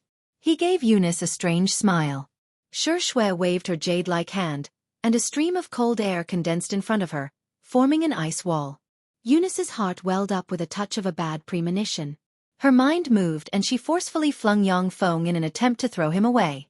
Boom! Along with a terrifying loud noise, the remote-controlled bomb inside the liquefied metal robot that Yang Feng possessed detonated in a flash. A terrifying shock wave instantly engulfed Eunice. Sand, stones and steel fragments splashed everywhere, hit Shui's ice wall and bounced off. A figure flew out from the countless explosions and landed on the ground. It was Eunice. At this time, the silvery white warlock Chong Pao on her body was already in tatters. That beautiful face was also stained with traces of smoke. Her golden waterfall-like long hair also had some traces of being burnt. She looked battered and exhausted. Official warlocks are really monstrous existences. They're still alive. Yang Feng saw Eunice was still alive through the scene of the reconnaissance satellite. He was somewhat speechless as he thought. The power of the liquefied metal robot that Yang Feng possessed could even blow apart a tank. Eunice unexpectedly didn't die from such a terrifying explosion. This showed that under the support of the magical power, she was much harder than a tank. 2 snake-like ice whips shot out from the smoke and dust, ruthlessly whipping Eunice's body with lightning speed. The corners of Eunice's mouth reddened. Drops of blood dripped from her mouth and before they fell to the ground, they turned into blood-colored ice beads. You forced me to do this. Eunice was like an enraged lioness. A terrifying life force erupted from her body. She quickly silently recited a series of incantations. Her jade finger pointed towards the sky. Streams of star force scattered from the sky and were drawn into a necklace secret treasure around her neck that exuded star force. That necklace secret treasure exuding star force suddenly blossomed with an incomparably bright brilliance, enveloping Eunice's body and making her aura rise little by little. The block of ice that originally covered half of Eunice's body was directly shaken off. Under the illumination of the starlight, Eunice's body formed an incomparably powerful starlight force field, making her look as powerful and beautiful as the queen of stars that descended from the stars. Damn it, this is a level 2 secret treasure or above. Moreover, it matches the secret method that she practices. At present, I'm still not her match. Brother, it's your turn. Xiaofan saw Eunice transform amidst the starlight. Her eyes flashed with a whiff of unwillingness. Her figure shook and she suddenly retreated. That kind of secret treasure that matches the cultivation secret method is very precious and its effect is also very great. Under the strengthening of that secret treasure, Eunice now possessed terrifying battle prowess comparable to that of a level 2 warlock. Although Xiaofan's innate talent was formidable and her battle prowess was terrifying, but she lacked a secret treasure and still wasn't Eunice's match. Leave it to me. Eunice, let's start the second round. A voice reverberated in this area, and a mechanical bladed troop walked out from the side. Its upper body was humanoid, but it had 8 arms, and each arm was equipped with an alloy-long blade. Its head had countless insect-like compound eyes, as well as a bloody mouth full of sawtooth. Its lower body was beastly like a fierce tiger, and it had an incomparably sharp tail like an incomparably sharp spear. The mechanical bladed troop's insect-like compound eyes flickered and locked onto the goddess-like Eunice.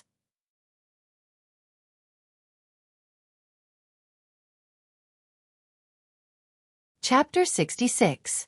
As soon as the beast-type bladed troop appeared, it suddenly leapt violently and fiercely pounced towards Eunice. A trifling mechanical golem also wants to block me? Break for me! Eunice's beautiful eyes flashed with a whiff of a peculiar glint. She silently recited an incantation and pointed with her lily-white hand. The starlight around her suddenly condensed and formed pearl-like shapes. Then as if shooting stars madly bombarded the beast-type bladed troop. The beast-type bladed troop's chest flashed with a radiance and a transparent protective cover instantly appeared outside its body. The pearls formed by the starlight bombarded the beast-type bladed troop's energy protective cover, setting off traces of ripples. The beast-type bladed troop instantly appeared in front of Eunice while resisting the countless starlight pearls. Its 8 enormous alloy blades fiercely chopped towards Eunice with a piercing sound. Eunice's pretty face changed slightly. She silently recited an incantation and the starlight around her flourished. She madly shook and a formidable rebounding force blasted at the beast-type bladed troop, directly sending it flying. Yang Feng, your uncle really dotes on you.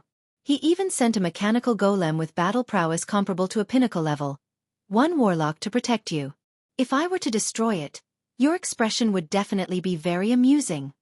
Eunice gave a sweet smile and raised her lily-white hand high. Lumps of starlight turned into a whirlpool and condensed on her finger. She extended her hand and pointed towards the beast-type bladed troop. The starlight condensed into a thumb-sized beam of light and directly shot at the beast-type bladed troop's protective cover. The beam of light penetrated the beast-type bladed troop's protective cover and directly shot through its head. After the beast-type bladed troop's head was shot through, it continued to move and madly pounced towards Eunice. Eunice's pretty face finally changed slightly. The head isn't a vital point? Fuck, that's how it is. I have to find its energy core, otherwise, I can only destroy all of its joints. These mechanical golems are the most troublesome. Eunice took a deep breath and silently recited an incantation. The starlight around her frantically surged and condensed into the shape of stones. She pointed her jade finger at the beast-type bladed troop. Starlight condensed into stones, and as if meteorites, madly bombarded the beast-type bladed troop. Under the bombardment of the countless meteorite-like starlight, the beast-type bladed troop's protective cover only lasted for less than a second before it completely collapsed. Then, under the bombardment of the countless stones, it disintegrated into countless components that scattered on the ground. Eunice looked at the dismembered beast-type bladed troop, slightly gasping for breath. Her aura weakened slightly. She took out a bottle of blue spirit strength potion and drank it. Killing that beast-type bladed troop consumed a lot of her spirit power and physical strength. Amazing! With the strength of a level 1 warlock, he was actually able to kill one of my guardian golems. Very impressive. Now, let's proceed to the third round and get rid of these fellows.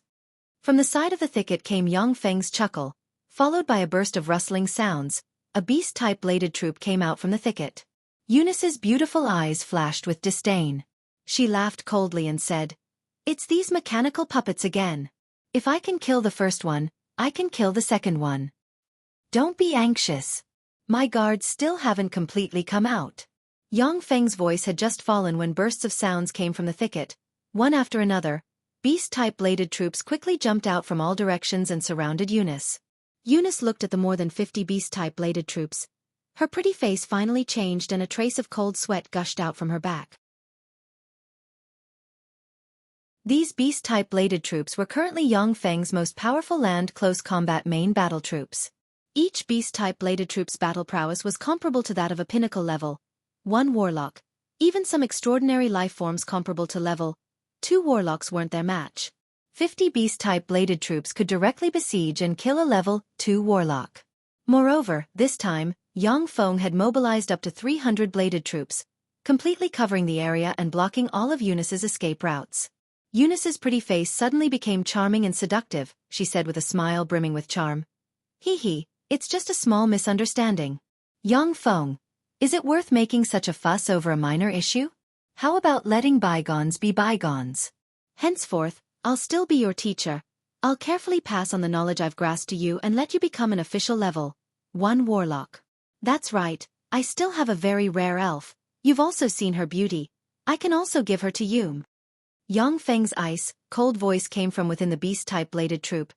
"Teacher Eunice, it wasn't easy to lure you here. Do you think I'll let the tiger return to the mountain? Today, this will be your place of death. Rest in peace." Eunice gave a bewitching smile and said, "You want to kill me? That's not good. My father is Warlock College Antalia's dean. Starlight Aldrich." Warlock College Antalia's dean. Yang Feng's main body in the distance was greatly shaken when he heard that. His eyebrows creased at once.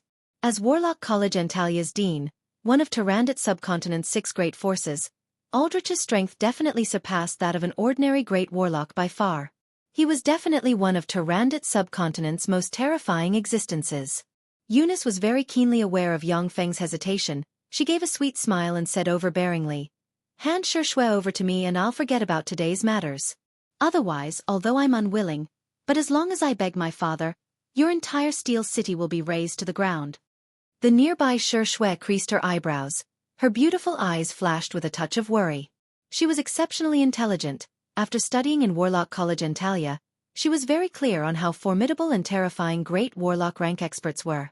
Yang Feng was furious and ordered coldly, "You want me to hand over Schwerer? That's just wishful thinking.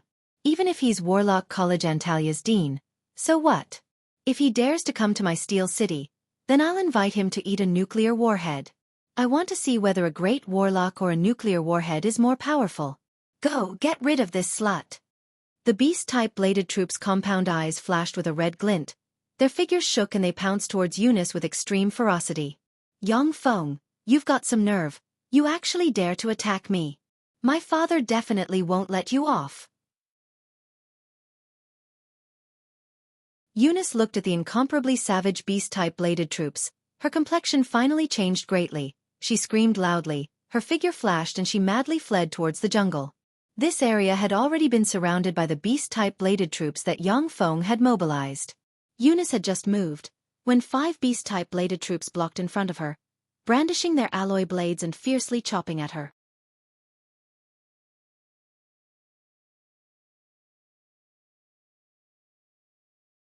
Chapter 67. Get out of my way. Eunice uttered a shriek. The starlight all over her body condensed into a huge ring. It madly shook and forcibly sent those 5 beast-type bladed troops flying. After Eunice sent those 5 beast-type bladed troops flying, her figure flickered and she quickly fled towards the outside. Those beast-type bladed troops' figures continuously flickered. They madly pounced at Eunice from all directions in an attempt to prevent her from escaping. Eunice frantically operated the starlight around her body, sending those beast-type bladed troops flying one by one. After sending several tens of beast-type bladed troops flying in succession, Eunice's protective starlight had already become dim and lightless. An ice-snow whip suddenly shot out from the ground. It fiercely lashed at Eunice's tender body. It smashed Eunice's protective starlight. A terrifying ice-cold force instantly enveloped her body, sealing half of her body in ice. As if an ice queen surrounded by an ice-cold force field, Shui jumped onto the shoulder of a beast-type bladed troop. She looked down at Eunice and said with a contemptuous smile, "Lowly sow, you've finally fallen into my hands." That group of beast-type bladed troops at once surrounded her from all directions. Countless insect-like electronic compound eyes coldly stared at Eunice, making people feel a chill in their hearts. Eunice's complexion was pale, she said with a cold smile. "So what if I fall into your hands? If you dare to touch me, then my father will absolutely uproot your steel city, not sparing even a chicken or a dog." Shui's eyebrows creased slightly. She felt that it was very thorny. Warlock College Antalia's dean's daughter couldn't be killed, but also couldn't be released. She was simply a hot potato. "If you think that I can't do anything to you, then you're gravely mistaken." A faceless liquid metal robot walked out from the side. Its body twisted and deformed. It directly changed into Yangfeng's appearance. It looked at Eunice and sneered. Eunice glanced at the faceless liquid metal robot. Her beautiful eyes blossomed with a peculiar radiance. Her temperament changed, revealing a bewitching and amorous expression, and using a sweet voice that could cause one's heart to move, she tempted. "Is this a mechanical golem that can possess and transform? It seems like you really obtained the 6th Warlock Dynasty's inheritance. As long as I leak this secret, there won't be a place for you in the entire Tyrannid subcontinent. Why don't we work together to kill your uncle and take control of the City of Steel together? After that, it's not impossible for me to marry you." Eunice was simply one of the most beautiful women Yangfeng had ever seen. Even Shui was currently slightly lacking in her mature and charming style. Once she concentrated on seducing people, even a stone-hearted person like Yangfeng was slightly moved, the flames of desire aroused. Yangfeng said with a light smile, "It's a very good proposal. I admit that I'm a little tempted." Eunice twisted her body slightly to make herself look more charming. She had always been a peerless beauty that could make men go crazy. She was a woman that could cause the downfall of nations and cities. Moreover, she knew how to maximize her charm. Men are indeed fools who think with their lower bodies. After this, he would definitely think of a way to kill this idiot, and then grasp everything he had in his hands. If I can obtain the secrets of the 6th Warlock Dynasty's mechanical golem legion, then I might even be able to contend against that person. Eunice looked at Yangfeng with coquettish eyes. The corners of her mouth rose slightly and a touch of contempt flashed in the depths of her eyes. A man like Yangfeng who was easily captivated by beauty. Eunice looked down on such a waste from the bottom of her heart. Yangfeng's words changed and he said with a cold smile, "Unfortunately, I don't believe you." Eunice's smile stiffened slightly. Then her eyes reddened and pearl-like tears trickled down from her beautiful eyes. She sobbed pitifully in a low voice. "That's too much. I was only joking with you. Do you have to bully me like this? Yangfeng, you're too much. I'll apologize, all right?" Yangfeng looked at Eunice's performance with a ridiculing expression and remained silent. After a few minutes, rumbling sounds of aircrafts flying over came from the sky. Gunner troops suspended by parachutes dropped from the sky and directly descended towards this area, as if a celestial maiden scattering flowers. Eunice looked at the densely packed gunner troops in the sky. Her pretty face suddenly paled and she exclaimed, "Large-scale mechanical golems, so many of them!" Bladed troops with battle prowess comparable to that of a pinnacle level 1 warlock. In the eyes of a level 2 warlock, mechanical golems were already considered treasures. The densely packed gunner troops and bladed troops joining hands could completely defeat or even kill a level 2 warlock. Even a level 3 warlock, if they were the slightest bit careless, then they might also fall. Eunice's status was more noble than that of many states' princesses, but even so, she still didn't have such a large mechanical golem guard.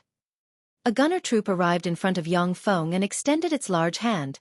The large mechanical hand's palm split open, revealing an iron box. Yangfeng received the iron box and opened it, revealing a blood-red syringe. He picked up the blood-red syringe, a smile on his face, and walked towards Eunice in large strides.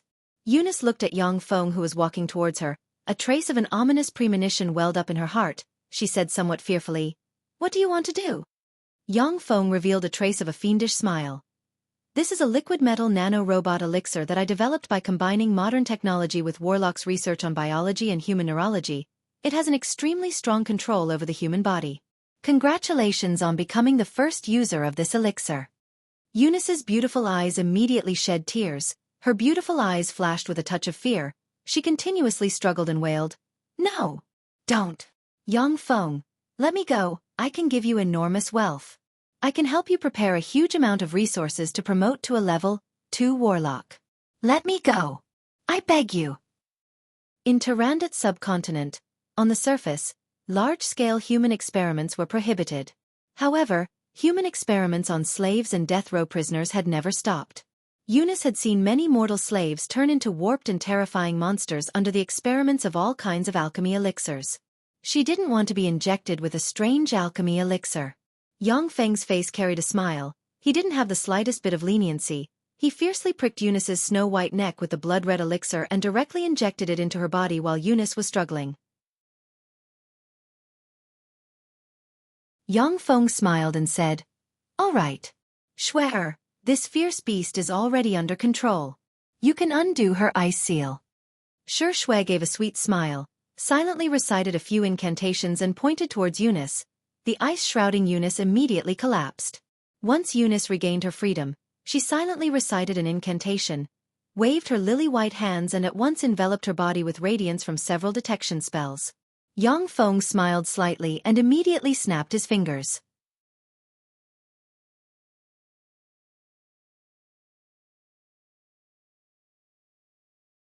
Chapter 68. Bursts of ecstasy and ecstasy were transmitted from Eunice's limbs and bones, every inch of her skin and every inch of her bones, making her eyes blurry and paralyzed on the ground, powerless to budge. Yang Feng smiled as he once again snapped his fingers. Bursts of pain, as if ants were gnawing on every inch of Eunice's skin and every inch of her bones. Her whole body was itching and aching, as if her soul was itching and aching. She foamed at the mouth. Tears and snot flowed out uncontrollably. She no longer had the demeanor of a peerless beauty, as if she had turned into an ugly, lowly drug addict. Eunice foamed at the mouth, her eyes turned white as she pleaded with difficulty. "Spare me! Let me go! I beg, please. I am willing to do anything." Yang Feng once again snapped his fingers. Eunice's abnormal condition disappeared. She curled up and gasped for breath. Her beautiful eyes finally flashed with a whiff of fear as she looked at Yang Feng. Shui's beautiful eyes flashed with a whiff of a peculiar splendor. She recited an incantation and pointed with her lily-white hand. Streams of ice-cold air condensed into an ice mirror in front of Eunice. She said with a sneer, "Come, take a look at your current appearance. The daughter of the noble warlock College Antalia's dean. What has become of you? Even the most despicable bitch is much better looking than you right now." Eunice saw her battered and exhausted appearance. Her pretty face changed slightly. Her heart was filled with hatred, yet she didn't dare to refute. She only lowered her head. Her beautiful eyes flashed with a resentful radiance. "Bastard, you actually dared to make me like this, Yang Feng. I'll definitely kill you." That malicious thought had just spun. Bursts of itching pain as if ants were gnawing on Eunice's skin. Bones and flesh were once again transmitted, tormenting her to the point of unbearable pain. She weakly fell to the ground, rolling and struggling in pain, foamed at the mouth, tears and snot continuously flowed down. A yellow liquid directly flowed down from below. It was an incomparably miserable sight. Yang Feng overlooked the painfully struggling Eunice and said with a cold smile, "Eunice, the nano-robots inside your body have already merged with your body and soul. This is the crystallization of 6th Warlock Dynasty's technology and modern Warlock's technology. It's impossible for you to hide your thoughts from me. As long as you have the slightest malicious intent towards me, you will end up like this." Eunice pleaded painfully, "I don't dare anymore. Spare me. Spare me." Yang Feng snapped his fingers. Eunice, who was covered in sweat and emitting bursts of stench, no longer had the demeanor of a peerless beauty, heaved a sigh of relief. She looked at Yang Feng with her beautiful eyes brimming with fear, as if she was looking at a fiend. Shui covered her nose and laughed lightly as she ridiculed. "The daughter of the noble warlock College Antalia's dean is really filthy, stinky and disgusting. Go and wash your body. It stinks." A bladed troop moved a large wooden barrel over and placed it on the ground. Eunice was ashamed and angry. She had never suffered such humiliation. 2 lines of painful and humiliating tears finally flowed out. She was incomparably miserable. She took off the already smelly warlock's chongpao, revealing her beautiful and moving tender body. She entered the wooden barrel filled with cold water and washed her body. Yang Feng looked at the scene of the beautiful and alluring Eunice bathing. He suddenly felt that something was wrong and said in a low voice, "Wait a minute, I feel like I've become a bad person." Shui revealed a trace of a seductive smile. Her lily-white fingers lightly tapped her lips. Her whole body emitted a bewitching aura of a witch. Of course not. Guji, you didn't do anything wrong. This woman is so malicious. She must be properly punished. Give her to me. I'll certainly educate her properly and let her become a well-behaved and obedient good child like Judy. After Eunice finished bathing, she resisted her shame and changed her clothes in front of Yang Feng. That graceful and beautiful posture made Yang Feng's eyes brighten. Eunice was originally the most beautiful and most graceful woman Yang Feng had ever seen. Shui still had to grow up to be more beautiful than her. Her only shortcoming was that she was too malicious. She was brimming with hostility towards Yang Feng. In fact, Eunice's temperament couldn't be considered to be too malicious. Just like an ordinary warlock, she didn't put anyone below the official warlock rank in her eyes. Trux and the other apprentice warlocks regarded mortals as ants. Eunice, this kind of official warlock, similarly regarded apprentice warlocks like Yang Feng as ants. Yang Feng swept Eunice with a glance and said lightly, "What's going on with the Gloom Cave? Is this matter true or false? If you lie to me, then you should know the consequences." Eunice thought of that inhuman pain a moment ago. Her body shivered and she promptly said, "This information is true. There were some apprentice warlocks who once entered. Those who came out alive took out items that proved that it was the Gloom Cave inside. However, it's extremely dangerous inside. Even level 3 apprentice warlocks who entered would have a slim chance of survival. Those who came back alive, it wasn't because they were strong, but rather because they were lucky. They weren't killed by the defensive traps and the strange phenomena inside." Yang Feng suddenly said with a smile, "Those apprentice warlocks who came back alive as well as all those who knew about it died at your hands, right?" Eunice at once went silent, then said lightly, "Yes. Gloom Cave, this kind of relic of the 3rd Warlock dynasty, is simply priceless. Once a treasure is unearthed from inside, then it's possible to create a formidable warlock group. Yet there's no information about that kind of relic. It's obvious that those who knew about it are already dead." Eunice used that relic to continuously lure all kinds of apprentice warlocks, making them think that they obtained the information by chance.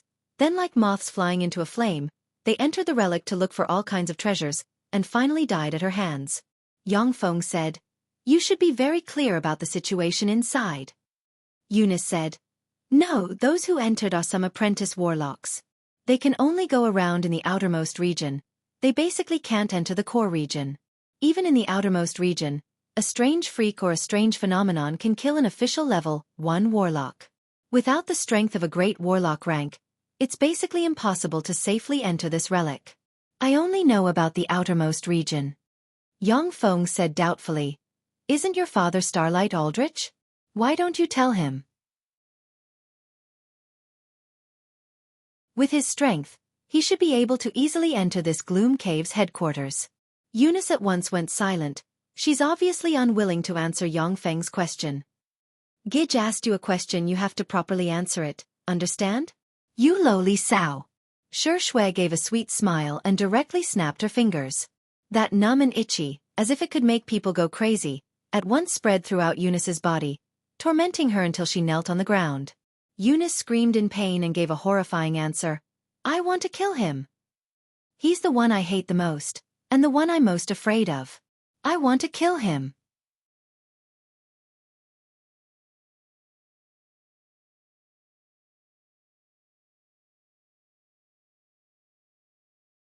Eunice glared at Yang Feng with some hatred. Her face was gloomy as she said in a low voice, "That's why I said that all men under the heavens aren't anything good. That's to say, I've still caught a big trouble." Yang Feng's complexion sank, his eyebrows were shrouded in a layer of haze. He was silent for a moment and then asked, "When will Aldrich finish absorbing your sister's blood meridians?" Eunice revealed a trace of a smile of schadenfreude. "It should be within the next few years. I'm his woman. If you make a move on me, then he definitely won't let you off. These past few years, no one dared to pursue me, because those who pursued me have all turned into dead people." Yang Feng said lightly, "A few years? That's enough. If he comes looking for me, then I'll definitely give him a pleasant surprise." According to NR 3796's feedback, the nuclear weapons pre-technological construction had already been upgraded, and 100 nuclear warheads had already started construction.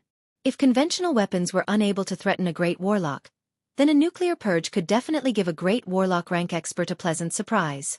Tyrandot's subcontinent's area was extremely vast. It was even larger than Earth's area. And Tyrandot's subcontinent was merely one of the countless subsidiary subcontinents surrounding the main continent. Even if Tyrandot's subcontinent was destroyed by a nuclear purge, then Yangfeng could still easily escape to another subcontinent. With the portable fortified stronghold, no matter where Yangfeng escaped to, he could still quickly stage a comeback.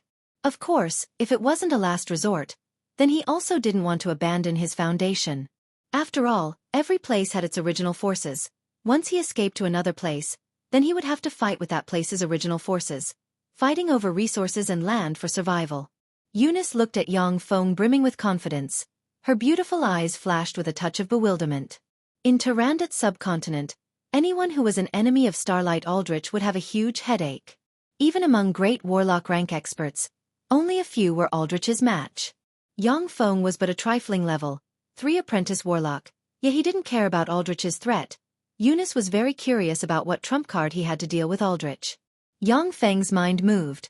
2 faceless liquid metal robots immediately walked out from the side. Yangfeng threw a helmet at Eunice. "Put this helmet on." Eunice's mind moved. Then she obediently put the helmet on. Soon after, countless information was continuously transmitted to Eunice from the helmet. The faceless liquid metal robot twisted and quickly transformed into Eunice's appearance. Such a miraculous technique. Worthy of being the 6th Warlock Dynasty's mechanical golems. Eunice, who was possessing the liquid metal robot, opened her eyes, looked at the body lying on the side, took out a mirror and carefully examined it for a moment, then praised.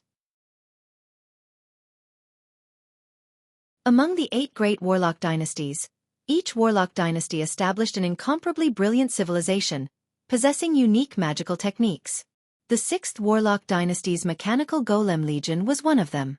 Eunice creased her eyebrows and said unhurriedly, "Its appearance is practically identical, but it's unable to use spells. Its perception is also inferior to that of the body. Compared to a genuine embodiment technique, it's still quite lacking.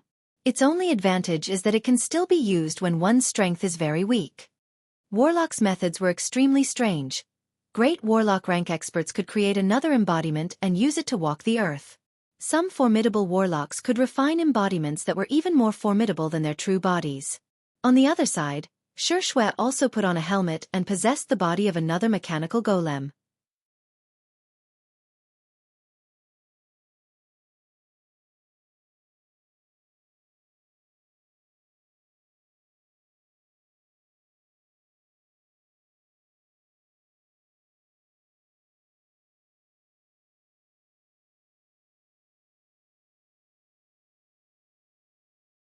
The plaza looked as if it was licked clean by a dog.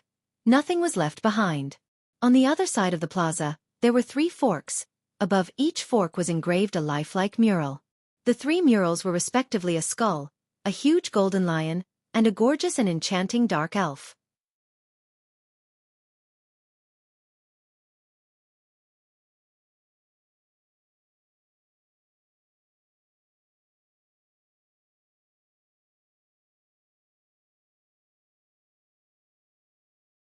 Inside Black Cottage, there was only a somewhat dilapidated level. 2 spell model and a half-completed level, 3 spell model. Therefore, Black Cottage's Master Bonnie had implanted a fiend's blood meridians and chose to use fiend form to enhance his battle prowess. After all, he had practically no possibility of making any progress on the orthodox warlock path.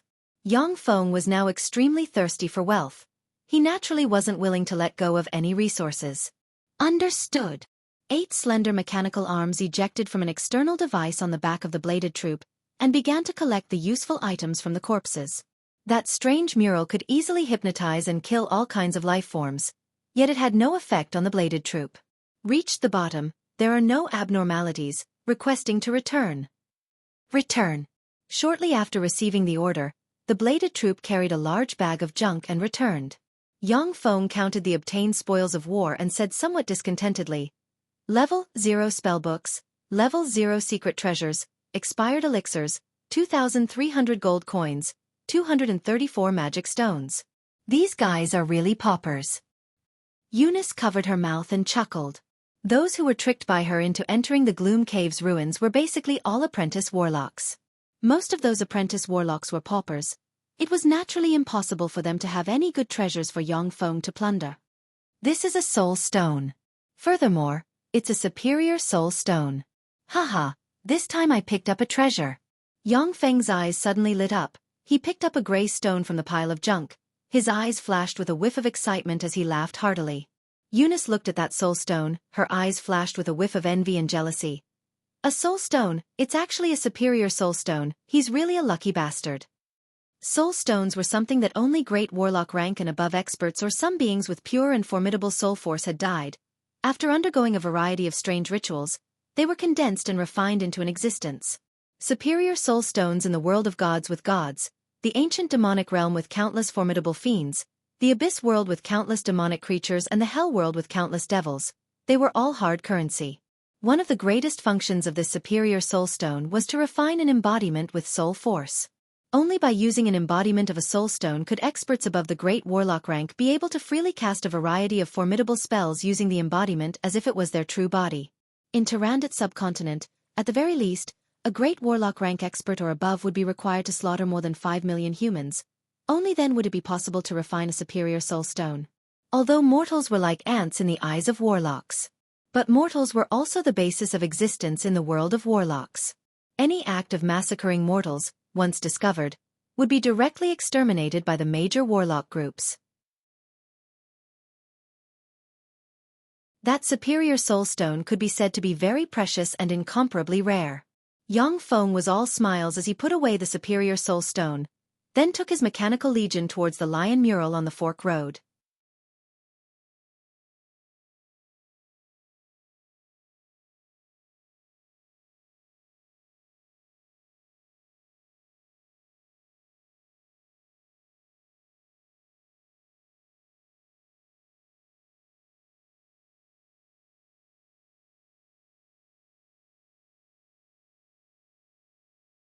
After repelling the two incomparably sinister human-faced peaches, Xiaofan took the huge mechanical legion and continued to advance.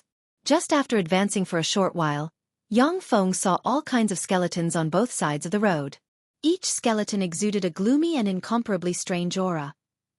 He didn't know whether or not they died under the hands of the incomparably sinister human-faced peaches. After passing through the strange fog for a while, on both sides of the main road appeared gargoyle statues up to 6 m tall, pitch black, with a pair of wings on their back and eyes embedded with rubies. The gargoyle statues were densely packed, and at a glance, there were huge gargoyle statues everywhere. You're tuning into the Xiaofan's Wuxia Tales YouTube channel. Don't forget to subscribe and join us on this journey to catch the most captivating stories.